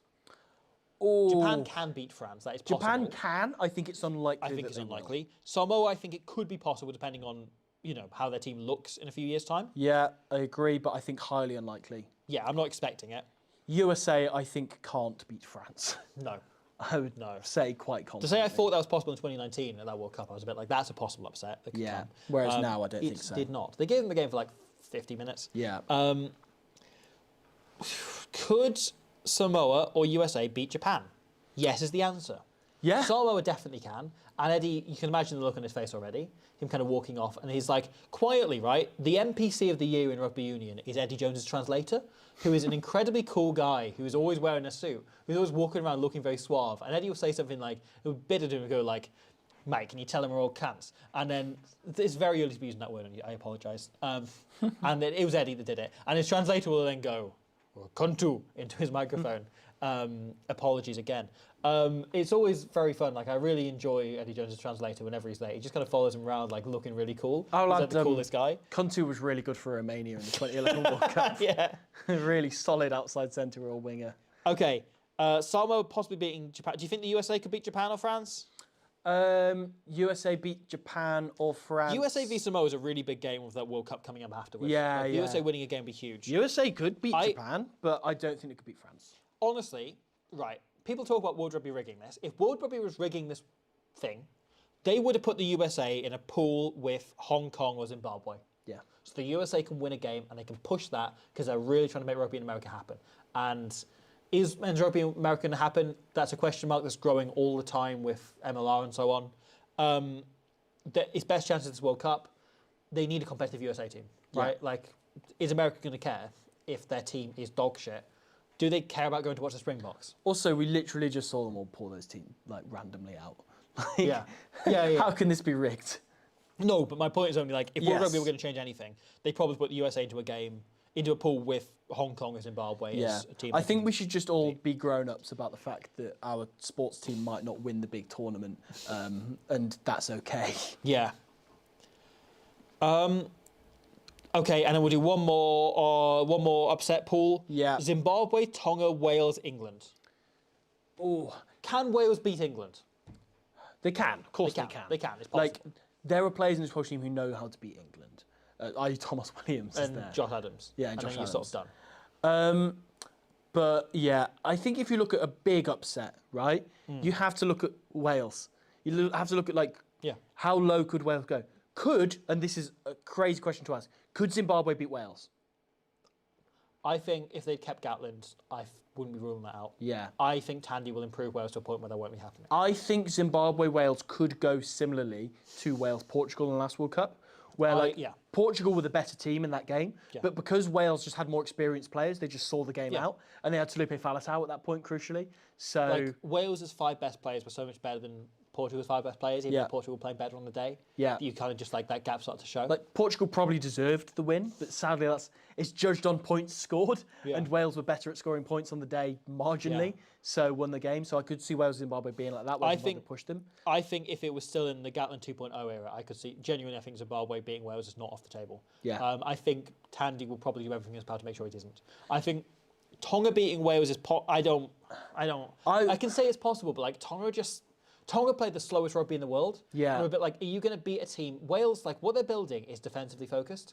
Are you going to beat them playing that slowly? I don't think so. Their pack isn't going to, like, Wales can just put it in the game. Like, Nicky Smith, hopefully get Thomas Francis back, but like, they can put out a pack who can take Tonga physically and handle Big Ben. Like, Nicky Smith can handle Big Ben, which is their biggest strength.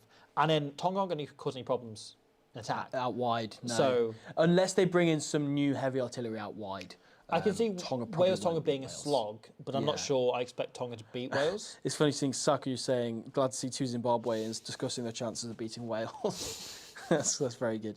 I agree on that. I say, I think they'd have to kind of, recruit's the wrong word because it's international rugby, but if they manage to find a few more players who are younger and more exciting and faster, and probably somebody who's experienced at either NPC, Super Rugby type levels, and also get William Havili to play an absolute blinder of a kicking game. It's possible. Yeah. I think the odds aren't quite in their favour yet. Arguably, you could say Wales beating anybody's an upset, but yeah.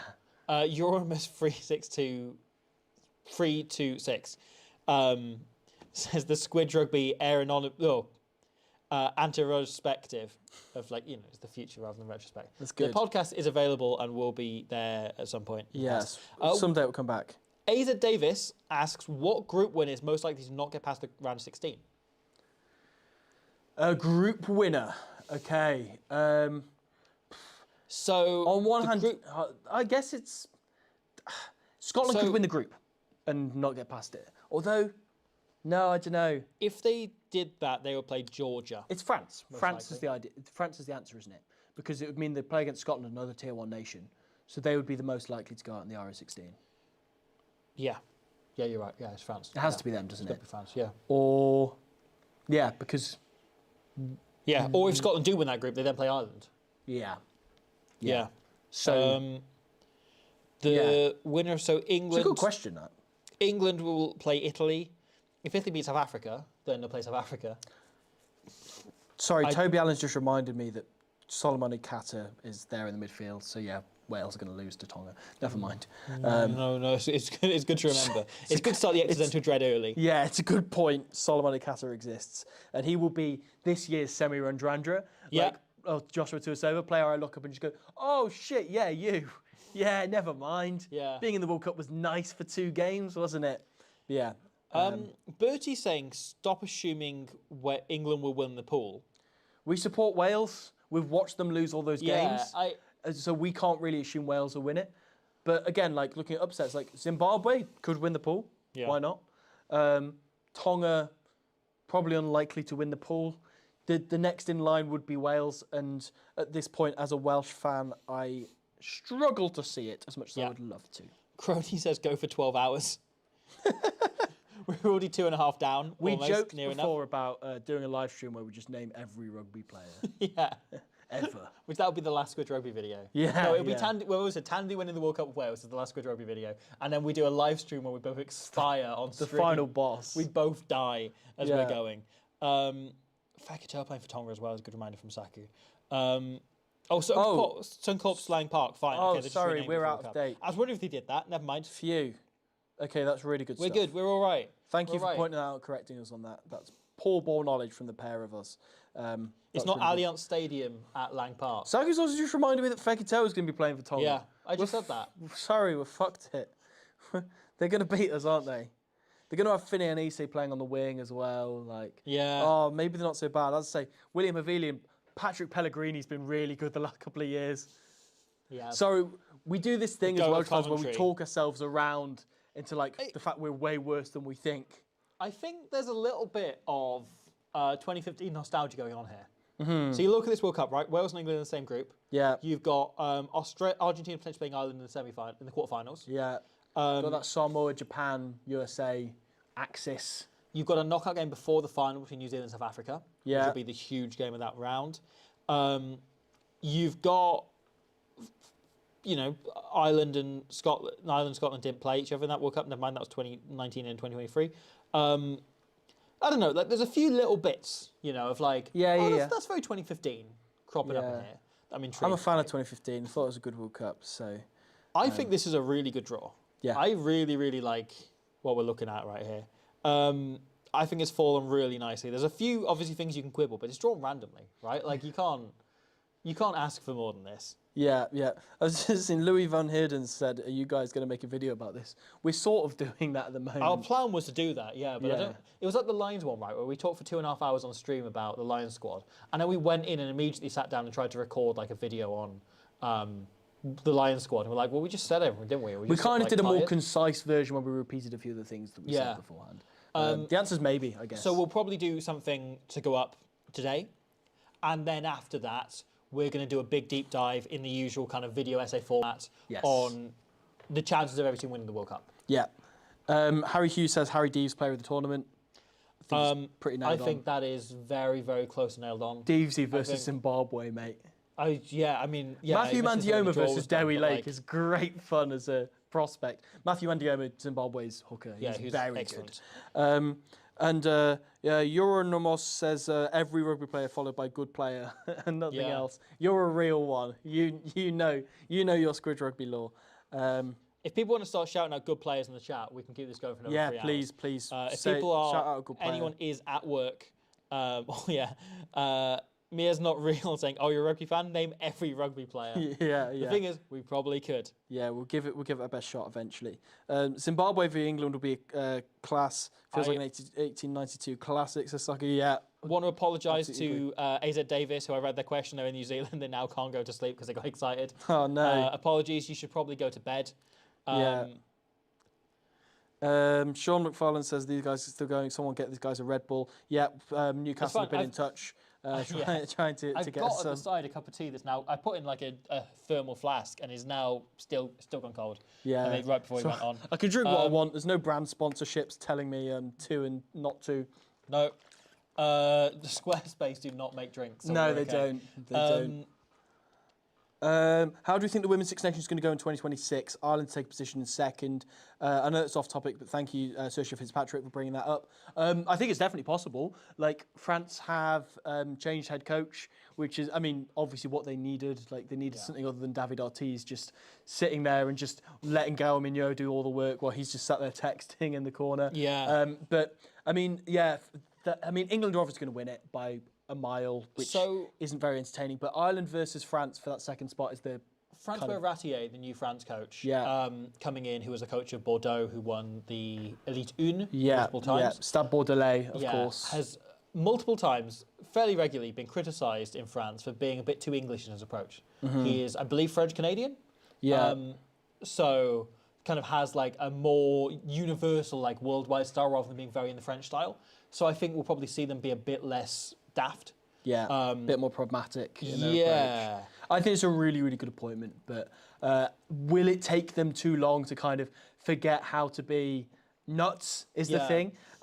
Obviously, so much of it just depends upon like how's Pauline going to play. Likewise, we won't do a video on this, but like I really intrigued by Jack Hanratty being named the USA Eagles women's head coach. Yeah. Who was the head coach of Canada Sevens women, yeah. who made, obviously won an Olympic medal, and was doing great things. Was like briefly the attack coach under Kevin Rouet before heading off to do the Sevens.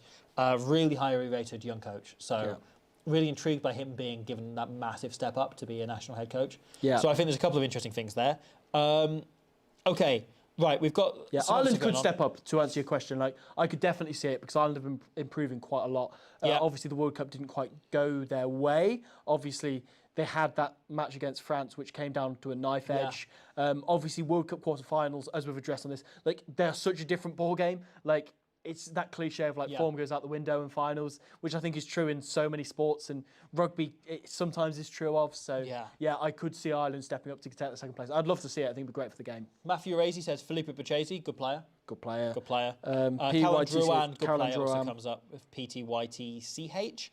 Toby Allen, want to bring this up. Thoughts on Canada, how they could do. Is there a chance of them winning a game? Chance of winning the game, yeah. So Spain, Fiji, Argentina will be their fixtures. Yes, Canada v Spain is going to be a great match. Again, two teams who have felt each other out a bit before, but like this is again a different ball game than playing in a World Cup together.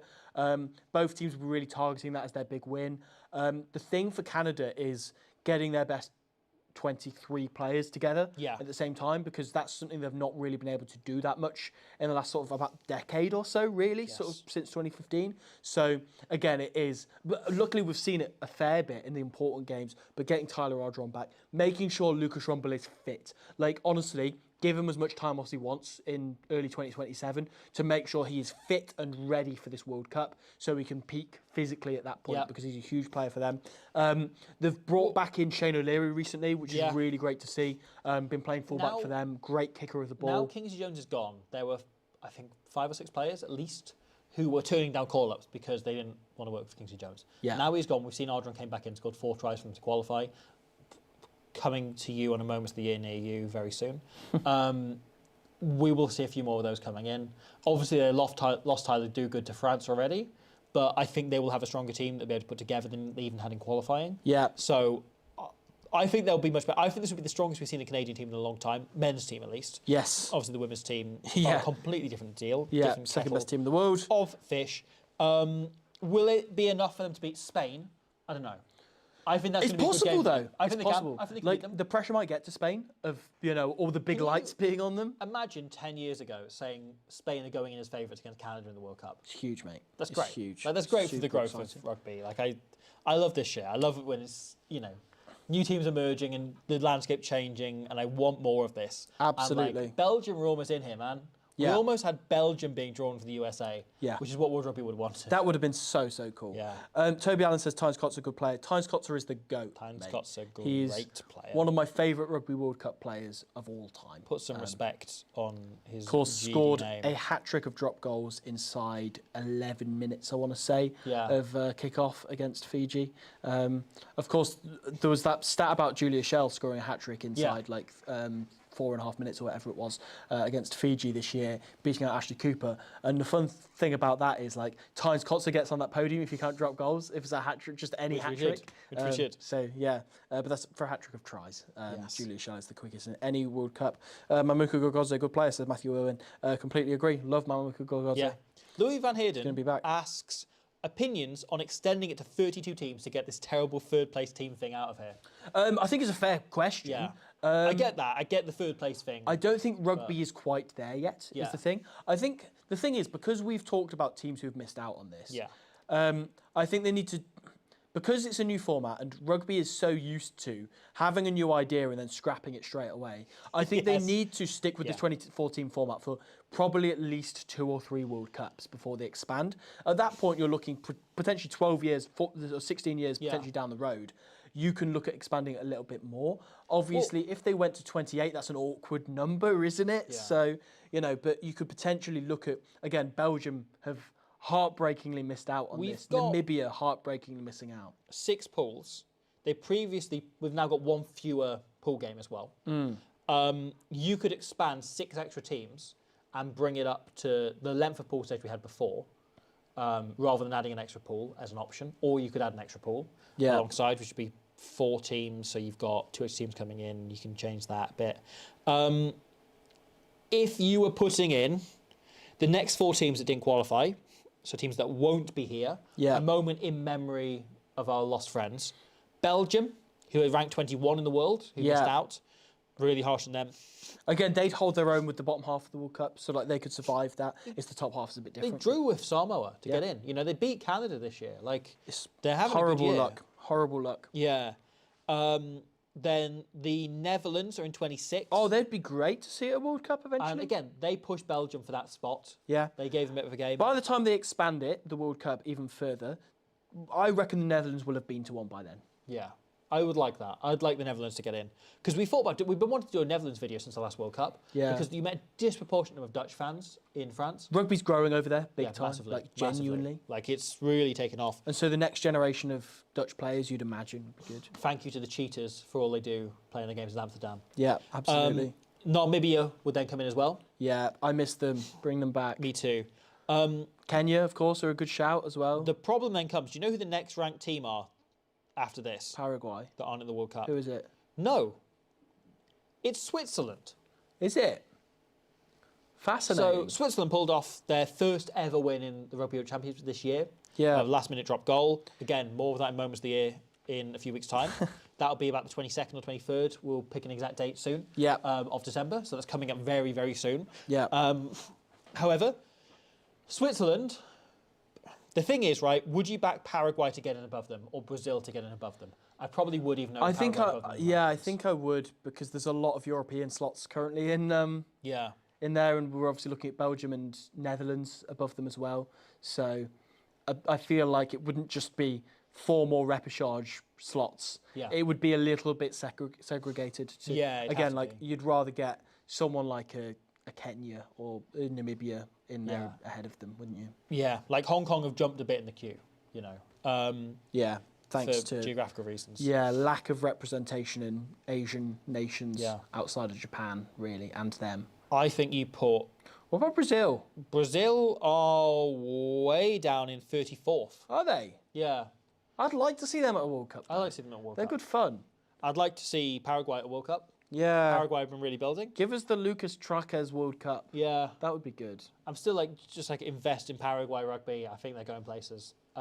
We've seen the same programs put in place they had in Chile and Uruguay over the last decade. Yeah, it's so very promising. They're definitely building they're something building special, aren't something. they? And yeah. then Brazil starting to build as well. Yeah. So I'm intrigued. I'm intrigued where that South America project, kind of run by Daniel Hicade, former Argentina head coach, goes beyond this. Yeah. Because kind of this feels like, it feels like Brazil would be the more natural target than Paraguay. But actually what they've done is they've targeted smaller nations where they can get the rugby playing population together and centralised, rather than the likes of Brazil, which is a huge country and is more difficult to get there, more difficult to kind of spread rugby across. Geek Game says Paul Saki, good player. Good player. Yeah. Interesting question from Gaming Techers says, does Zimbabwe have tall wingers? I'm scared for Blair Murray. So they're not the tallest wingers in the world. They're not the biggest. They're not the tallest, but they're very good at kick chase. Yeah. So they would definitely challenge Blair Murray. So yeah, Edward Siguake, again, extremely athletic player. Yeah. Very agile. Will get in the air. And again, like I think they'll send Tapio Mafura after kicks. Yeah. Who's their fullback? He plays at the Lions. Lions, that's it.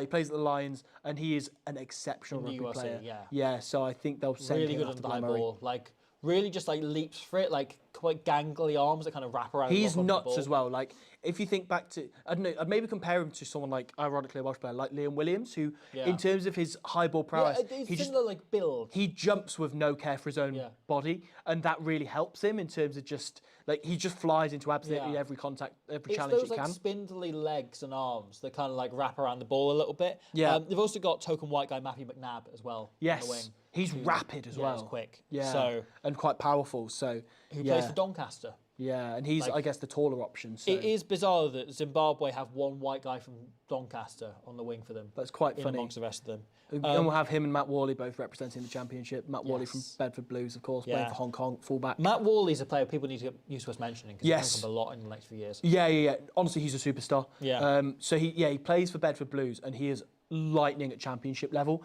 And yeah, I guess probably realised a few years ago he qualified for Hong Kong, wanted to go to a World Cup, so he declared for them, started playing for them, and ever since he started playing international rugby, he has just lit the whole thing up. He is just really confident as a kicker and a ball player, but his main thing is he just scores tries. He's kind of like, I guess he's like a championship Chris Ashton, you know, or like a Yes. tier 2 rugby Chris Yeah. Ashton, because he just pops up. His support Dean lines are Adamson. brilliant. Leave- And yeah, yeah, for him. other pride of Bedford. Yeah. But he just loves, has a real instinct for scoring tries and loves getting on the outside of players, Yeah. linking up with his other outside backs, and just a super exciting player. Matt Worley is his name.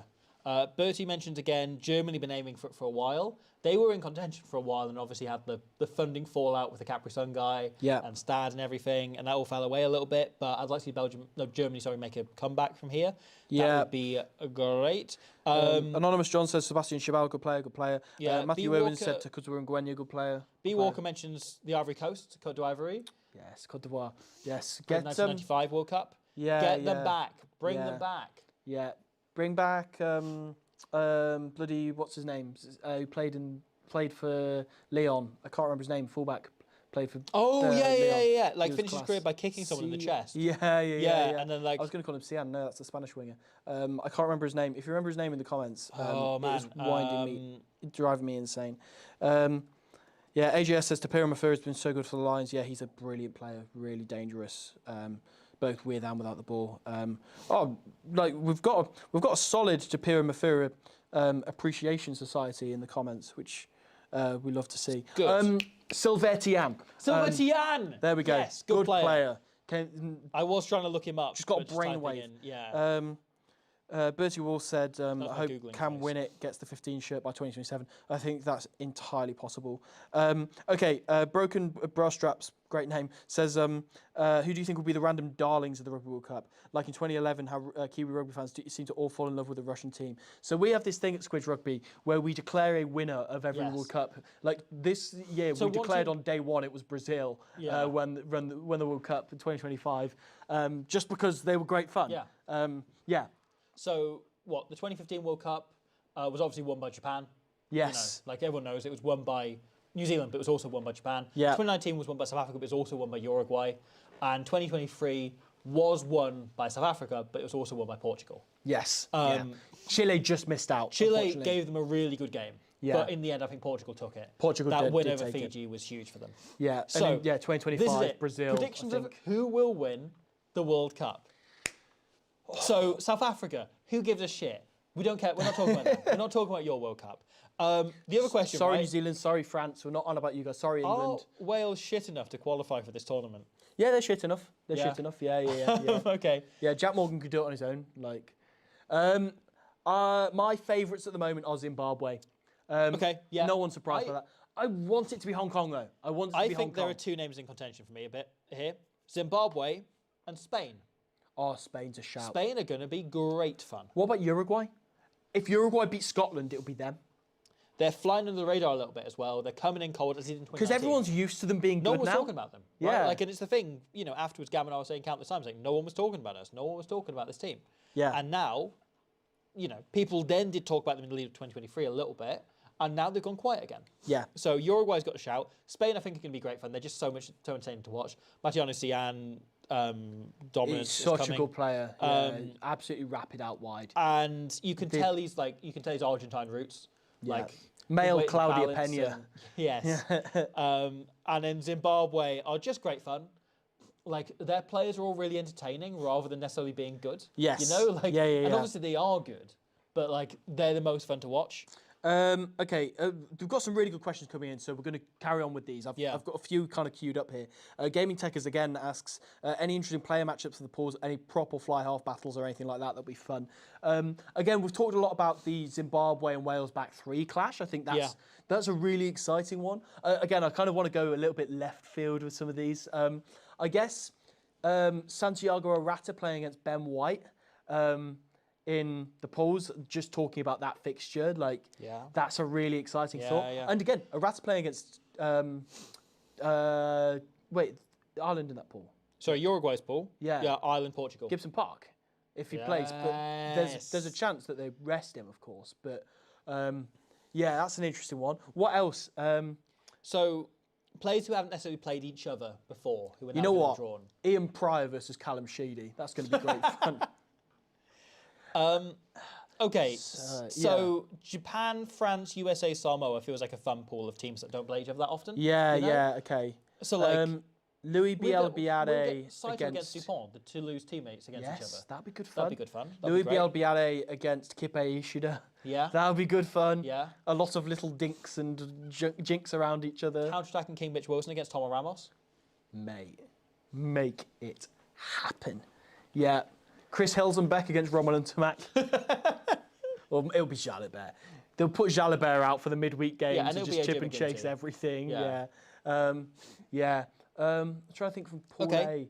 But also, like, there will be some players on residency or, like, lineage playing that Samoa v Japan game that'll be fun. Like, there'll probably be some, like, Samoans who know each other playing for both teams. Yeah. Or Kiwis who know each other playing for both teams. Again, Matt Worley, who someone in the comments pointed out that's watched him playing at the Rec in the Prem Rugby Cup. That was my team pointed that out, saying he's a hell of a player. I'm glad that people recognise it. Him playing against Max Jorgensen for Australia, or Will Jordan, hopefully, for New Zealand, or even Damien McKenzie or something like that. That's what I'm excited about. That's a cracking That whole contest. Chile team playing that All Blacks team. I'm so excited about. Also, Detiri, the number 10 for Hong Kong. Yeah. The thought of him playing against somebody like a Richie Mo'unga would be incredible. Can I throw one out? Yeah. Thierry Foutois of Spain, Yep. who is a baller, incredibly fast prop. He will be facing Thomas Garjo. Yes. In the ball-carrying, ball-playing prop department, loose head versus tight head as well. Mate. Spanish speakers, both of them. Yeah. Foutois also lived an unbelievable life. Like, he's worth looking up because he lived in the woods or something and then found rugby on the side of a pitch and was, he's got like a mental story that I can't quite remember. Yeah. But yeah, lived a life. He has. Was it Argentina, Fiji, Paul? Who's that? Sorry, Argentina, Fiji, Spain, Canada. Oh, yeah. Okay. Let's say, Lucas Rumble against Pablo Matera. Yeah. Or even Juan Martin Gonzalez or Joaquin Oviedo. Mario Pachardi getting a game against some really good opposition here. Unreal. Yeah. Back row. And he's got a brother coming through Toulouse Academy as well, which is exciting. Yeah. To get him yeah, a really exciting back row player. Who just puts everything on the Luciano pitch. Richardis, Yes. young Spanish 10, has been seen doing a volley. He's at Toulouse he's playing 10 primarily for Spain, 15 primarily for Toulouse. He's played 2 games for Toulouse. Yeah. Did a massive volley of a kick and almost kicked 50-22 with it. Unfortunately, can't edit that in because we're live. No, is absurdly talented. Yeah. And I'm really excited by him. In the absence of the Remu twins for Belgium, really good to have him in this so World good Cup. watching all of those guys because it's you can tell they're just hanging out with Ramos too much. Yeah. The thought of him coming in against Fiji, give it to me now. Yeah. Please let me watch this game. Yeah. Do you ever wish that the Rugby World Cup was played over the 4 years so you can watch the games individually, and maybe they had maybe they could put the games in blocks, and maybe you could do the Nations Championship. Shit, no, I'm World Rugby. Alex Rose has donated £4.99. Yeah. Thank you very much. Thank Said you, that someone Alex. from Dominica. I wish there would form a West Indies rugby team like in cricket. Yeah, West Indies would be a great kind of left Get the field Windies pick. in, yeah. Get them in there. Thank you very much for your donation and your comment. It was very kind of you. Crony says thoughts on Aaron Cruden's extreme unluckiness at World Cups. Very unfortunate. Played in the World Cup 2011 final. Shame to miss out in 2015. Then got injured. He was on the form of his life in around the 2015 World Cup. There were many people saying it. I don't think it was unfair. He was playing better than Carter was in the tournament. And now only people remember Carter. Julian McAllen says odds on Lionel Boxis returning in case of injury for the French 10s. You know what would have been great? What? If Belgium qualified and we found out Boxis had a Belgian uncle or something. We could have got him in. Don't get me started. Okay, Toby Allen mentions Zimbabwe could call up Eli Snyman and Darian Landsberg. Mm-hmm. Eli Snyman would be a great add to them. There's a few players they could add in Zimbabwe I think there's as a few well. more, We haven't really gone into this when we've been talking about nations that could bring in more players. Get David Pocock there. There's loads of South African and a few overseas, can we get Dave Ewers in? Yeah. I want to say Mike Williams, Zimbabwean as well. Yeah. Could get him in. I think he retired last year, but get him out of retirement. Why not? Don Armand, Mike Williams, get them back. Yeah. I mean, Dom Armand retired. Good player, by the way. Yeah, get them. That's what I'm saying, get him back. Yeah. But some of these guys could probably still do a decent job, even just having around the camp or whatever. Obviously. Lovejoy Chawatama, formerly of London Irish. No way. Yeah, he's Zimbabwean. He's Zimbabwean. Wow, he's a handy player as well. Really good ball carrier. That'd be great if he was like that way inclined. Getting him and Eli Snyman together. Do you think we could get Dave Denton back? I think it's a long shot, but I think it's possible. What about Seb Negri? I mean, he's a bit busy, isn't he? I think he's. And I don't think he's very interested. I don't think he wants to play for Zimbabwe. Get David Pocock out of Parliament to Jackal instead. Play for Zimbabwe. That'd be hilarious. Getting him. I mean, again, if he played against Wales, then drop him right different in. story. Yeah. Get the Simbas back out. Yeah, that would be great fun. I really hope that Zimbabwe can recruit a few players. They had Carl Godwin playing for them, but then he recently retired. So Ian Pry is having to carry that 10 jersey at the moment. Of course, there's Jack Debrasini's qualified for Chile.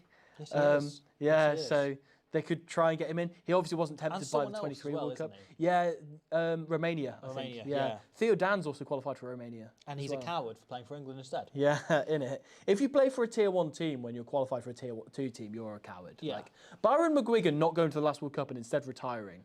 And becoming a really good defence coach. Yeah. No one cares. Go play for Namibia. I think apparently he's occasionally turning out at level 5 rugby in England as well. I might be confusing him with somebody else, but apparently that's also happening. But if you're going to do that, just play for Namibia. A lot of people in the comments just saying Zimbabwe, and I completely agree with you. Yeah. Zimbabwe's Dan Cook's recently signed for China to play in the championship. So there's a few players dotting about there. Other way round. Dan Cook from Chino is now playing for Zimbabwe. Been called up. A few comments suggesting some of the good player matchups here. Victor Moponga versus Big Ben Tamafuna. Yes. That is great fun. Davin Iniashvili versus Damian Willemse. Sign me the hell up. Yes. That is great fun. They are both going to not accept getting tackled by each other. That's great fun. Jack Morgan versus Tina Mavasere. That's fun. Sign me up right now. Toby Allen mentions that Chawatama Lovejoy met with the Zimbabwean Rugby Union recently. So it's likely that could happen. Mate. Honestly. Lovejoy versus Big Ben. I love Lovejoy, Chawatama. Yeah. Like, he is such an exciting player to watch. So he's met with the Zimbabwe Rugby Union. He could come in. Their biggest problem was the scrum. They really struggled up front. Yeah. If they can bring in one very solid Premiership level scrummager, who's hard-working around the park as well, like a great carrier. That's a really big Could be a game changer. And then you get the beast out of retirement. Yes. Get him back out. Circus says Capozzo versus Niniashvili as well. That is a really good one. And we've seen those two play against each other before when they played, and Georgia had the big performance. Those two were each team's star players, so that's so exciting. Lazarus says Raffaele Storti versus Darcy Graham. Again, sign me up. Yeah. Also, you guys in the comments know ball. Like, These are we're left with the hardcore now, aren't we? We're left with the proper guys. Cyril Janin versus Eben Etzebet. Yeah, happy. Mate, Raphael Storti versus Darcy Graham. Joel Merkler's going to a World Cup. Yeah. If he chooses to go back to play for Spain again. Yeah. Which presumably he will. Is the hope. But you hope he will. That's really exciting. Sorry, I'm just catching up on all these comments. There's so much ball knowledge in here. There's a love George Charatama. That's great. That honestly, that will transform them. Yeah. Like, they need some work here, and like obviously, World Rugby have that team of Andy what's his face and the others who go around as conditioning coaches and work with. Yeah. They interviewed one of them on TNT Sport the other week as mindset coaches and so on who go around and try and upskill these teams to get them ahead of World Cups. And that'll be huge for teams like Zimbabwe because it was huge for Chile last time. Yeah. And adding a few of those in to Chile and Hong Kong. As you say, if they can strengthen that set piece, yeah, that's a game changer because they otherwise, they have good enough players, 1 to 23, to compete with these nations at the World Cup. Again, England might be a tall order, but I genuinely think they're going to give Wales a real game. I feel like we keep going on about Zimbabwe v Wales, the fixture, but I guess that answers the question of what is the fixture I'm most excited for at the moment. From both perspectives. It's very where they're like, oh, New Zealand versus South Africa in a quarter-final, and we're like, no. Nah. Zimbabwe versus Watch Wales. the lads. Watch No. Aidan Burnett against Tommy Raphael. Like, sign me up. McFarlane versus Atoje is a great shout. That's a brilliant shout, yeah. And Wait a second. both teammates at Sarries. It won't be happening. Oh. Because it's Tonga that's in the pool. Never mind. That was, they could get to the final. They could, yeah. Samoa, I suppose. Could meet in the knockouts. Later stages, potentially. Yeah. What else? Here's a good question. What's the pool of death? I mean, the thing about this is, it depends who you support. Yeah. Like, if you support Canada, then the pool of death is very different to if you support, like, Argentina or Ireland or whatever.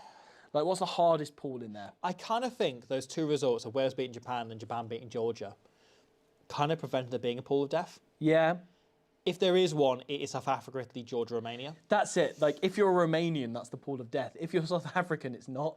Yeah. Like, perspective's everything for something like this. Okay, let's say if you're a generic, like, band two. But that is probably the team, that's probably the pool where the band two team is going to struggle most. Yes. Yeah, I suppose that's it. Like, I think that's probably, you look at bands 2 and 3, like, that's who you're empathetic towards when you're picking the pool of death, I suppose, isn't it? But that's a really good question. Pool D, a couple of people have been suggesting, because of the Uruguay-Portugal potential for an upset there. I think that's a really good shout. I think that's just Nave. like, that almost feels like you've got two separate competitions going on. You've got two head-to-heads, and then they've just got to play each other as well. Yeah, yeah. So yeah, I guess that's an interesting one because that's quite hard fought and scrappy as a pool. Yeah. I say scrappy, like it's going to be the most entertaining rugby played in that pool. I think that's kind of the pool I'm most excited for in a way. But or is it Samoa, USA, Japan, France? Because that's pretty evenly matched. It is. Like they've got Samoa, who's the most difficult bottom tier side, with teams who are capable of implosion. But the thing is, the pools generally have someone who you expect to win that pool. Yeah, yeah. Like, really, is there any of those pools? Australia could beat New Zealand.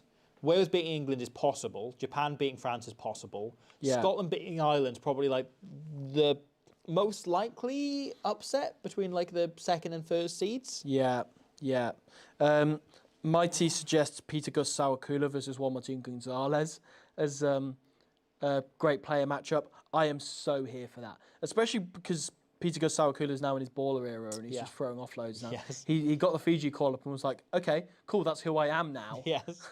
I'm not this carrying number 8 that the All Blacks used to have. I'm an offloading balling 7 who's trimmed down and is now running around people for Fiji. Isaac Davis, again, who still hasn't gone to bed, says, sidebar, should we have an annual All-Star game? Yes. Now, obviously, it's been the blood and muds like going thing of the All-Star weekend. 2 coaches, no country can be rep more than once per team. Maybe a North-South game. Now, I'm going to take this. I don't think it should be annual because I think if it was annual, it'd be fine. Yeah. It should be played the week of the World Cup final, and all the teams other than the finalists, right, replace a bronze match, put it in the All-Star game. Yeah. And all the teams hang around and they come out then, and we have one player from each of the teams that have been knocked out representing that team. Whoever their best player is, but you can have one of each. One nation gets as selected by us as well. As selected by us. Yeah, we'll coach and one we team. can have a panel of Are we coaching a selectors team each, or are we coaching one team and we'll have like... What's the comments think? Like, should we go against 2 each cents other? Can coach one of the other teams. Yeah. Get Rian Lowe in. Yeah, it's like a Northern Hemisphere versus Southern Hemisphere thing. It's like Rian and Mark from 2 cents against us two, and Connor. Yeah. And we get like Tim in from Egg Chase or something. Yeah. That's the question. Yeah, love of rugby. Get them back rugby, in. yeah. Because they actually understand ball. But they're former pros as well, so that's different. That's woke, isn't it? Then suddenly you've got to get in like... Okay, they've got to play. At that point, you've got to get in like, I don't know, like Stephen Donald or whatever for the Southern Hemisphere. Yeah. Someone said Lee Shang-Shin versus Roman and Tamak as a matchup. Good players. Yeah, completely agree with you there, Bertie. I agree. The thing is, one of the biggest things we've ever been robbed of in the Rugby World Cup was in 2020 when Namibia v Canada was cancelled. That they didn't play that on quarterfinal weekend. Because of the offensive things that Namibia tweeted. Yes. No, because of the typhoon. The typhoon, which is offensive and needs suing. Ballaby One says, not sure if this has been asked or discussed, but who would you be most shocked to see not get out of the pool stage? South Africa. No, actually no. It's probably New Zealand. Because New Zealand not getting out of the pool means they would lose to Chile and or Hong Kong. Oh, yeah, because they've got the potential third place. And they wouldn't be, so New Zealand, in order to not get out of the pool, right? They would lose to Australia, they'd have to lose to Chile, and they'd have to beat Hong Kong by a small margin. Yeah, okay. So that they wouldn't get out of the pool. South Africa, on the other hand, them losing to Italy wouldn't be as big a shock as New Zealand losing to Chile. And them losing to Georgia wouldn't be as big a shock as New Zealand losing to Chile. Yeah. So actually, it kind of is New Zealand. Yeah. I would be very surprised if either of those happened. Nave says, do you think Chile could beat Australia? We did a little bit of this earlier. I think it's unlikely, but they could give them a game for sure. But I don't think We've been talking for 3 hours. Of course, we're going to repeat ourselves a little bit. Absolutely. Which not a problem. Top seeds do you think is most likely to go out in the group stage? So New Zealand, I think no. I don't think South any of them Africa, will, I don't think will. Argentina, could they lose to both Spain and Fiji? I don't think they will. I mean, I think they could go through second seed. Think it is, Fiji could beat them, but I used to say I think Argentina have got a very good chance of winning this World Cup. I agree. I also think it could all implode.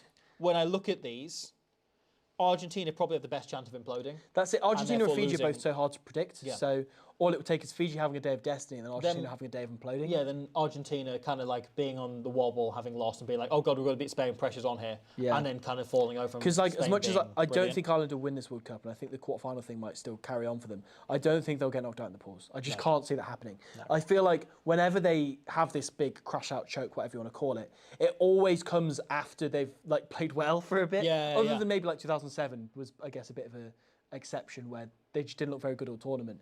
But usually it's like people start to say, oh no, they're going to be good this time, like trust me, and then it hits them. So yeah. Do you think Ireland could lose to Scotland? That's possible. Yeah.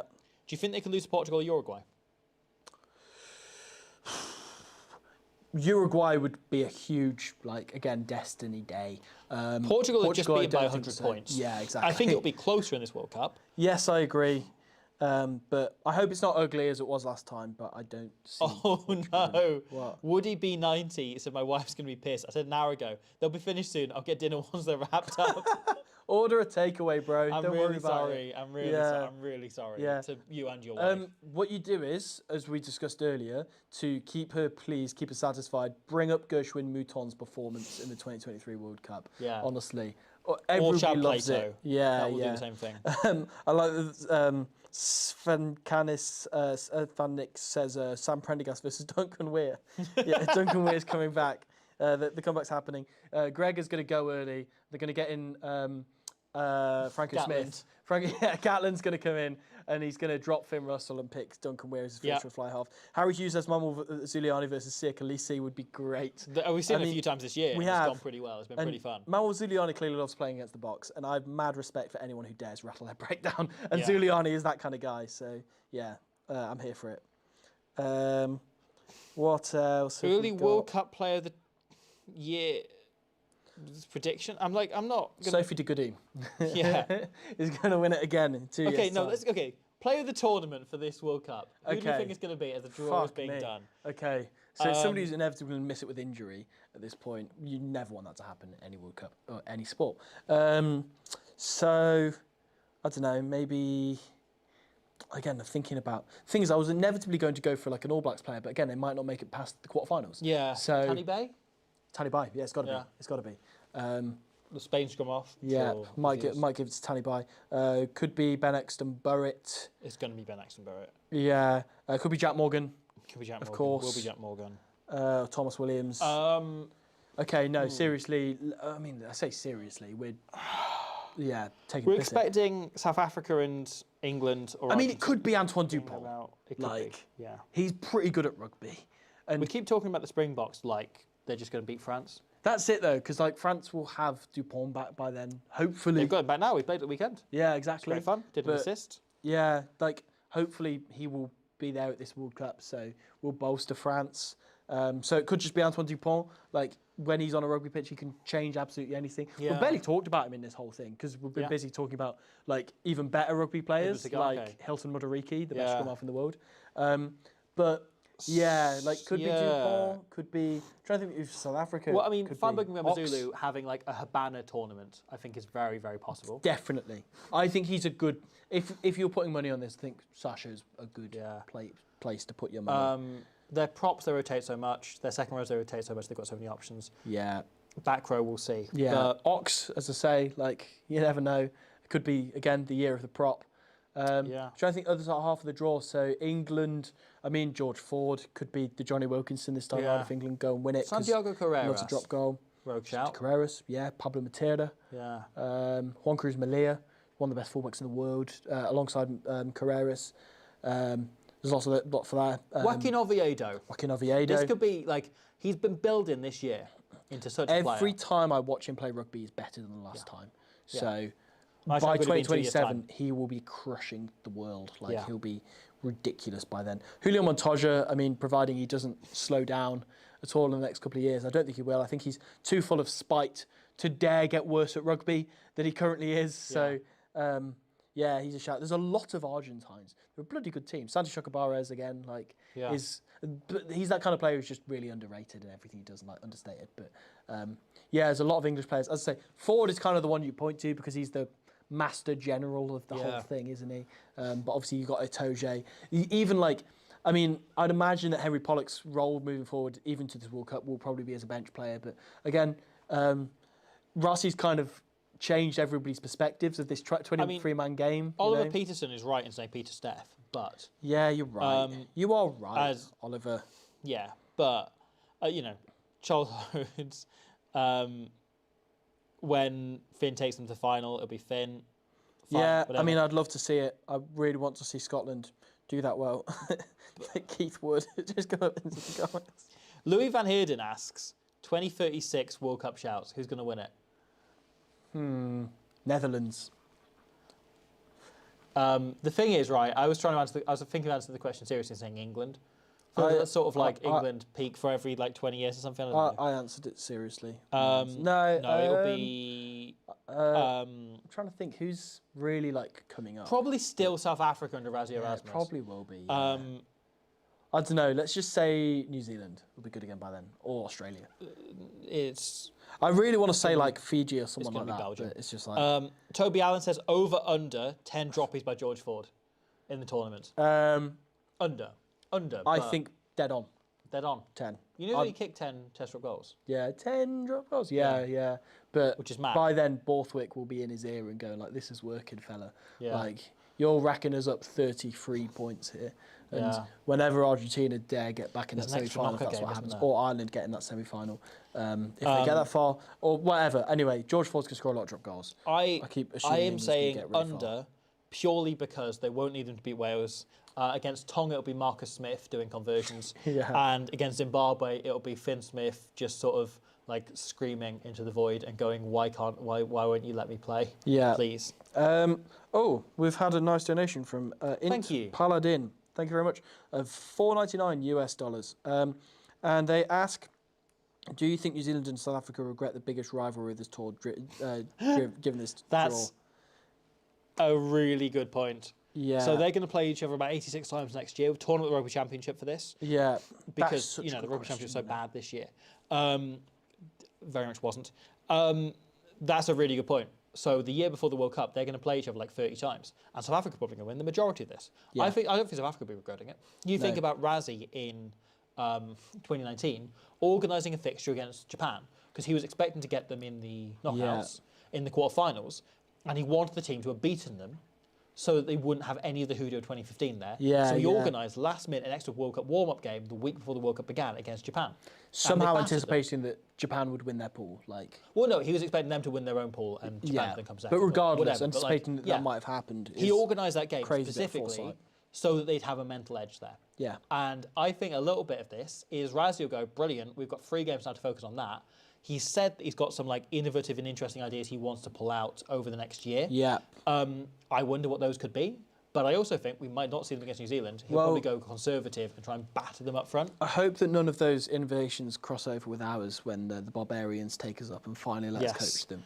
An idea we put out once before, but and almost took traction. almost We did. briefly had the Barbars being like, what have we thought about this? Then it did not happen. Yeah. But we need to get in touch with them eventually and coach them, coach these international rugby players and teach them how to play rugby. Let's see what else. C. Rotker says Dupont has been a discussion for years. We were only mentioning other players because we got bored of talking about Dupont being the game. Yeah, I mean, that is a fair fact. It's nice. People are being normal about Antoine Dupont in the comments, which is pretty cool. Top point scorer of the World Cup. You've got to look in the direction of either Sasha or George Ford, don't you? Looking at that draw. Or, again, Tomo Ramos, I suppose, is the other one. Assuming all these guys are still going to be starting as the goal kickers in 2 years' time for their respective nations. I think they're the three that I would put forward for that. Yeah, 2037 would be the World Cup, not 2036. Oh. So there isn't a World Cup that year. Can't count. Definitely think Zimbabwe will win it. Yes. What with pointing that out, thank you very much. Charlie Hudders asks top point scorer of the World Cup. I just answered this. Ford, sorry, did you? Sorry, I between Ford, Ramos, Sasha. Myself. Yeah. Daniel Swartz says, I'm from the future. SAV England's final score is 32-12. No, you're from the past. You're from 2019, if that's what you're trying to tell us. We are now in 2025. You've jumped forward in time, not back. We've gone on for over 3 hours, so we should probably wrap this up at some point. Yes, we should. What Whiff asks, will we see either of you starting for Wales? I mean, I was going to say no, but... The thing is, Thomas Williams is playing really well. Yeah. I think if there's somehow a game where Thomas Williams is unavailable, if he's just I've got work that week, I will gladly step up and start number 9 for Wales. I got man of the match last week. Oh, nice. Thank you. And our game finished as Wales were starting, and I felt genuinely that was the best Welsh performance of the day. So yeah, no, and I'm really humble about it as well. Yeah, no, well done. Cardiff did beat Zebra as well. Yeah. Wales are into fullbacks who can't catch, so I think I might stand a chance of getting in, actually. It's a fair point. And Tropicana versus Big Ben gets a shout from Nave as well. I think that's a great... Mate, if that sign comes, me up. If that can fall some way... I would love to go to the post-match function of that. There will be not a salad in sight. No, there will be no food left on the table. There will be a lot of steak and a lot of cake. They're the two things you can guarantee. Yeah. Steak and cake. But I'm sick of this negativity over most. Do people actually think we'll lose to Tonga, or they're just memeing? The thing is, it's a joke. As I said earlier, Tonga play so slowly, I don't think Wales will lose to them. No. I think Wales should be not as things stand. Tonga is weirdly one of the teams, as I was saying before the draw was made, that way back 3 hours ago, that Tonga is one of the teams in that group that I most want Wales to end up with. Yeah. Because, they're probably a better team than Chile or USA right now, but this Tonga team is old and slow. Yeah. And their ruck speed incredibly slow, and even though they're bringing some reinforcements, I'm a bit that's it. They need to, I think, a little bit, especially out wide. Yeah. Good question from Charlie Rhodes saying, on serious note, any young Welsh players you can see making the jump to the senior team for the future for the World Cup? Tom Bowen. In the back three, so plays wing or fullback. Cardiff is extremely fast. I think Steve Tandy said he had a couple of conversations, said he's nearly there. Yeah. He's been one of the former Welsh players in the OSC, probably the former Welsh player in the OSC so far this season. With Deavesy. Alongside Harry Deaves, of course. But yeah, I think in the World Cup, I would expect him to be starting for Wales by then. I think he's Louis on track. Hennessy, outside centre, currently at Bath, was in the training squad for Wales, didn't play, but Wales want to have a look at him. Even though he's had limited game time for Bath, he's a really good young player and he's a real problem position. He was such a standout for the under-20s. He was so good, and he's looked good whenever he's played for Bath. Played 1 or 2 games for Cardiff last season on loan as well. Yeah. I think he looks very, very good. Obviously, Morgan Morse won his first 2 caps over this autumn as well. Yeah. He's been looking great. And another young player, I think he still counts as young, Rhys Henry. Yeah. I think it's Rhys Henry time. Yeah. I think he's an outstanding scrummager. He's one of the best scrummaging tight ends in Wales. Get him in there with Big Ben. Occasionally does little kicks. So, loves Elvis, looks 486. Just realised South Africa aren't playing Tonga, so when Slobber... No, they said if it lands that way... Oh, I see. But, yeah, get Rhys Henry playing against Big Ben, Tamafina. Yeah. Those two will get on like a house on fire. I'm so here for it. Anything else we want to discuss before we wrap this up? Anything else from the comments?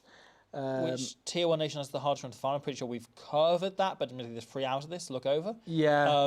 South Africa and New Zealand both have a hard run, don't they? Running into each other. So I suppose it's those two. Yeah. France, I guess, as well, because they're guaranteed if they get that far. France and Scotland, actually. Wales as well. It's Scotland, because they would get France in the round of 16. Then they'd have to win that, and they'd have to zigzag their way up to playing a New Zealand, South Africa, Yeah. one of those It's two Scotland, in the semi-finals. So Scotland have the hardest run to the final of any Tier 1 nation. Sorry. Leonor Boxy says, Matthew Irwin, thank you very much. New Zealand and South Africa have the hardest run to the finals. Yeah, but they're South Africa. Like, South Africa have the hardest run to the final. But, like, In a it's way, not that's true. unrealistic, But yeah, you know, like, but they're good enough to but also, withstand it. no, because they'll have, like, a very winnable round 16 game where Scotland won't. So Scotland probably do have a harder route because they've seen beat South Africa. It's just pretty hard to get to the final. It's harder to beat South Africa than beat any team South Africa have to beat. Yeah. And Scotland will have to do that. So I think it's Scotland, then probably South Africa. Scotland win their group. or New Maybe Zealand. they'd have to beat Ireland. It's possible. Yeah, but again, the Gregor regime doesn't give me hope at the moment. Arhis Neyman would be the best player if played for any of the team, says Daniel Stewart. I agree with you. Yeah. Yeah, there's an argument. He's one of the best players in the Springboks, but also you could say that of half the team. Biggest over underperformers prediction. We'll do this and then should we wrap up? Yeah, let's do something else this. catches our eye. So I think this is a good note to end on. Overperformers, I'm going to go Uruguay. Yeah. I feel like even if they don't beat Scotland, I think they'll hang in against both them and Ireland. I could see Ireland genuinely making a really sticky time of trying to beat Uruguay, and Uruguay maybe getting a couple of points out of that game in terms of losing bonus or try bonus. Relative to where they are at this draw right now, I think Samoa are in a good position to overperform. Yeah. I think Uruguay, yes and no. I think them having Scotland's like, if they had Fiji or Italy, that's more of a targetable game. Yeah. But I think they can give Scotland a go. I think Samoa are up there. Then you're looking at Spain. I keep coming back to Spain. Yeah. I really like Spain to cause an upset with this draw. Yeah. Spain are an unknown quantity, aren't they? Yeah. And a lot of teams won't know what to do with them. Wouldn't rule out Wales overachieving. Yeah. Because, like, they can beat Tonga and Zimbabwe. They then need to win one game against Fiji, and suddenly they're into a quarter-final against France, and they can give France a game from there, right? And if they're in a game for 60 minutes Or if they against beat France, England. Yeah. Like, this Destiny Day I keep going on about. Look what happened in 2023. That Wales went through a really rough World Cup cycle with the Pivac era. Then they came back. They had like one of the performances of Welsh rugby history against Australia.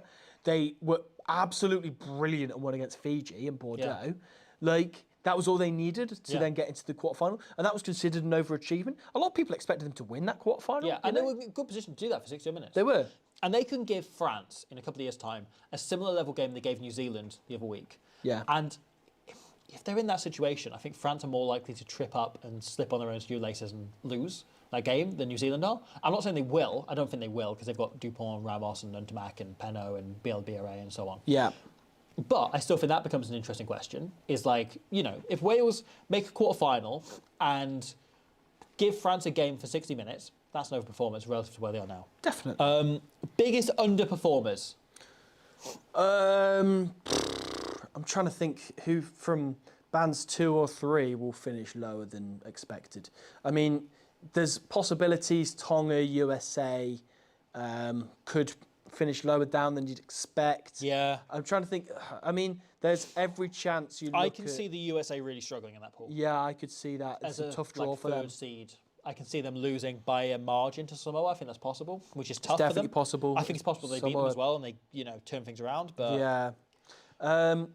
Romania are hard to predict. I would like to see them do well. Romania Same are with bottom Portugal. seed though. I think like kind of Yeah. the bottom seed, you kind of can't say But- going to underperform. I think you can in a way, like if Portugal, after the promise of the 23 World Cup, That's fair. That's start fair, losing yeah. games by Or 70, Samoa, 80. likewise. Like, Yeah, teams you've got some yeah. reputation for. I think Portugal is probably who I would say at the moment. Yeah. But I really hope I'm wrong. Like, I love this Portuguese team. I think they have a lot of brilliant players. I hope that in Storti and in Hugo Camacho, we trust them to move forward. I can see it, the underperforming, because they do at most World Cups.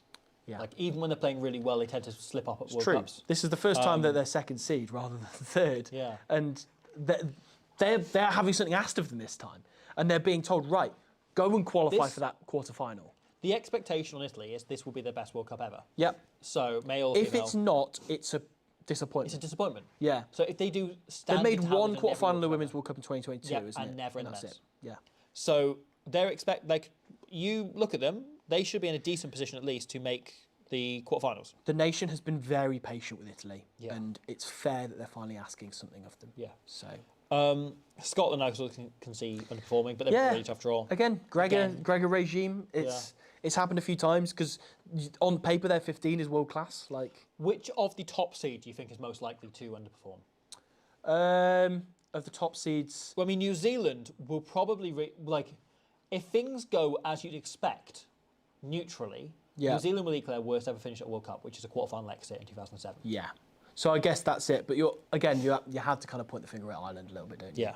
In terms of the quarterfinal hoodoo that's been going on for forever, you know. Yeah. So yeah, it's between those. But again, whichever Argentina of can assuming slip up, but I like Argentina. I fancy Argentina. yeah, for this. assuming it is New Zealand v South Africa, whichever team loses that game, it's going to be viewed as like the biggest failure in their nation's Rugby World Cup history. South Like, Africa, no South matter Africa, what. yeah, South Africa could lose that game. Yeah. And then they could be out in the quarterfinals. To go from winning 2 World Cups back to back to And losing that will be seen as a huge failure by South Africa if If that happened. they lose that quarterfinal, that opens up the World Cup for France to win it.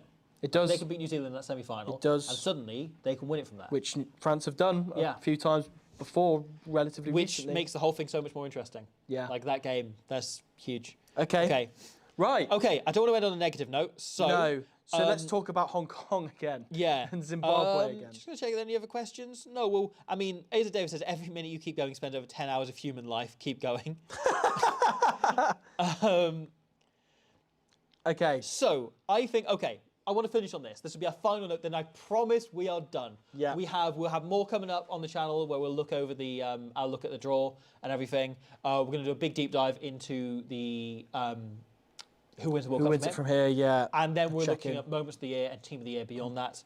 Team of the Year will be around the 22nd, I think, this year, possibly 21st. Somewhere around that. 23rd, Or Moments of the Year, that is. Moments of the Year, sorry. Then Moments we'll of have the Team of the Year Team of the Year thereafter. will be at the end of the year. We have picked our provisional We team have. of the We've year. picked Team of the Year. It can still change. We're going to disagree on things Yes. still. Like we have disagreed on things. We have had very positive, constructive arguments around For the this. first time, I haven't suggested Morgan Morris as an honourable mention. Wow. I'm proud of you. So- or Jason Patrols. Yeah, personal growth. Jason Trott has been an honourable mention a couple of times. Exactly. Okay, so, want to pick... Oh, sorry, someone's just said rugby in the comments. Oh, that's Keep it very going, true. That's very rugby. true. Rugby. I agree. Sorry, rugby. carry on. What were you saying? Hold on, I'm just saying, adding rugby to the comments. Oh, yeah.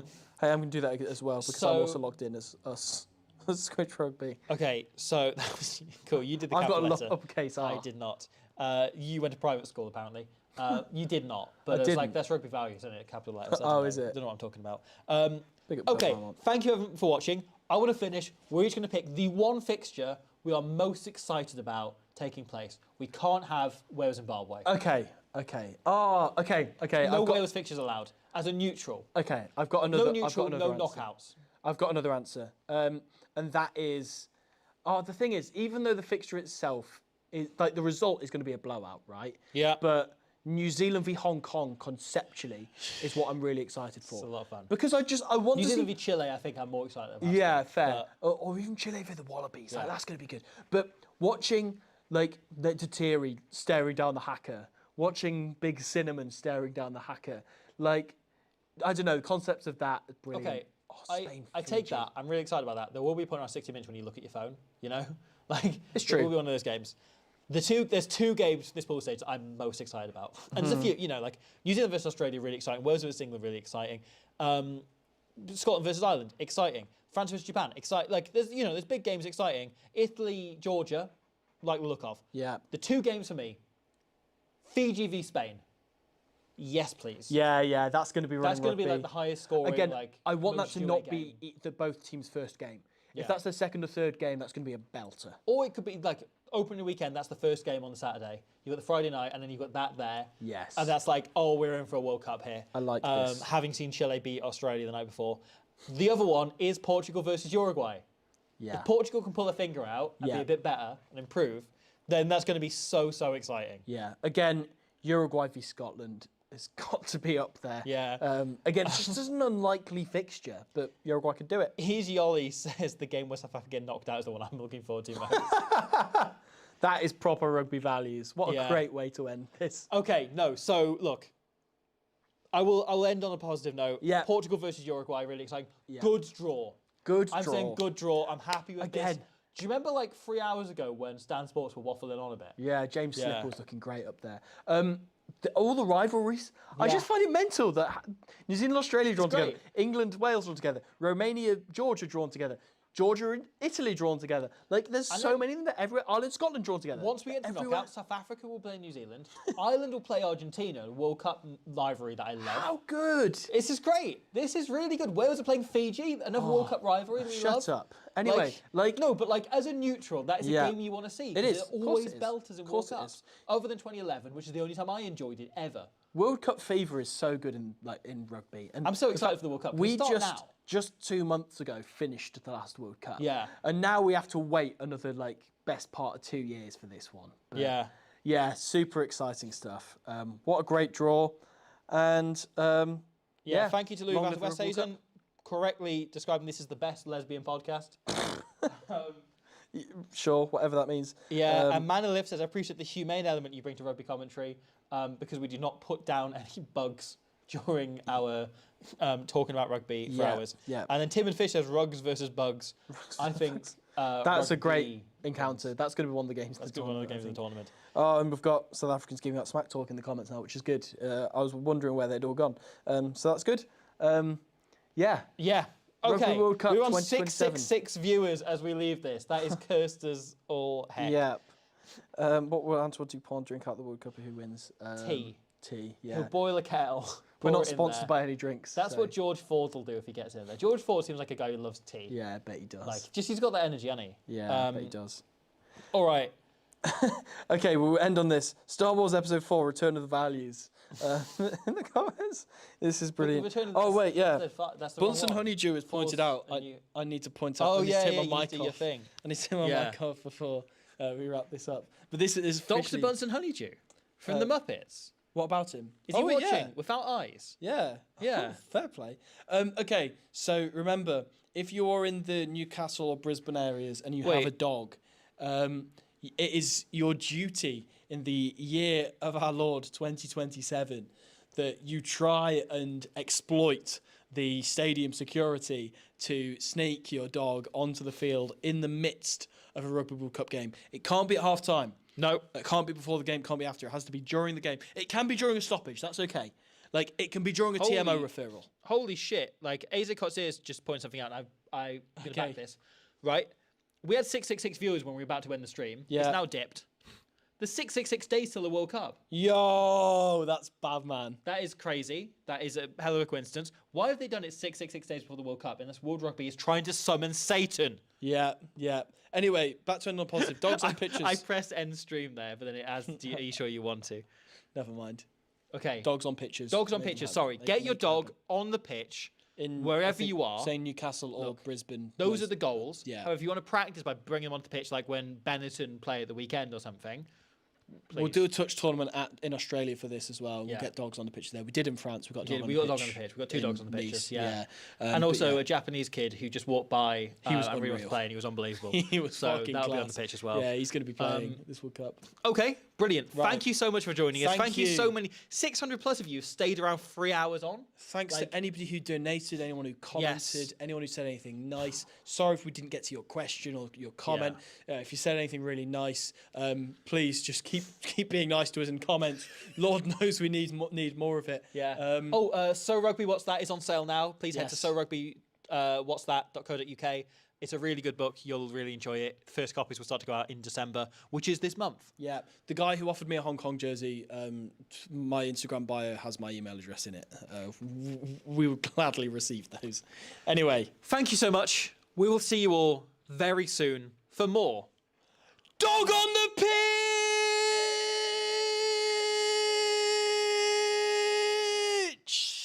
rugby. Stream is finished. Fair play. Bloody hell.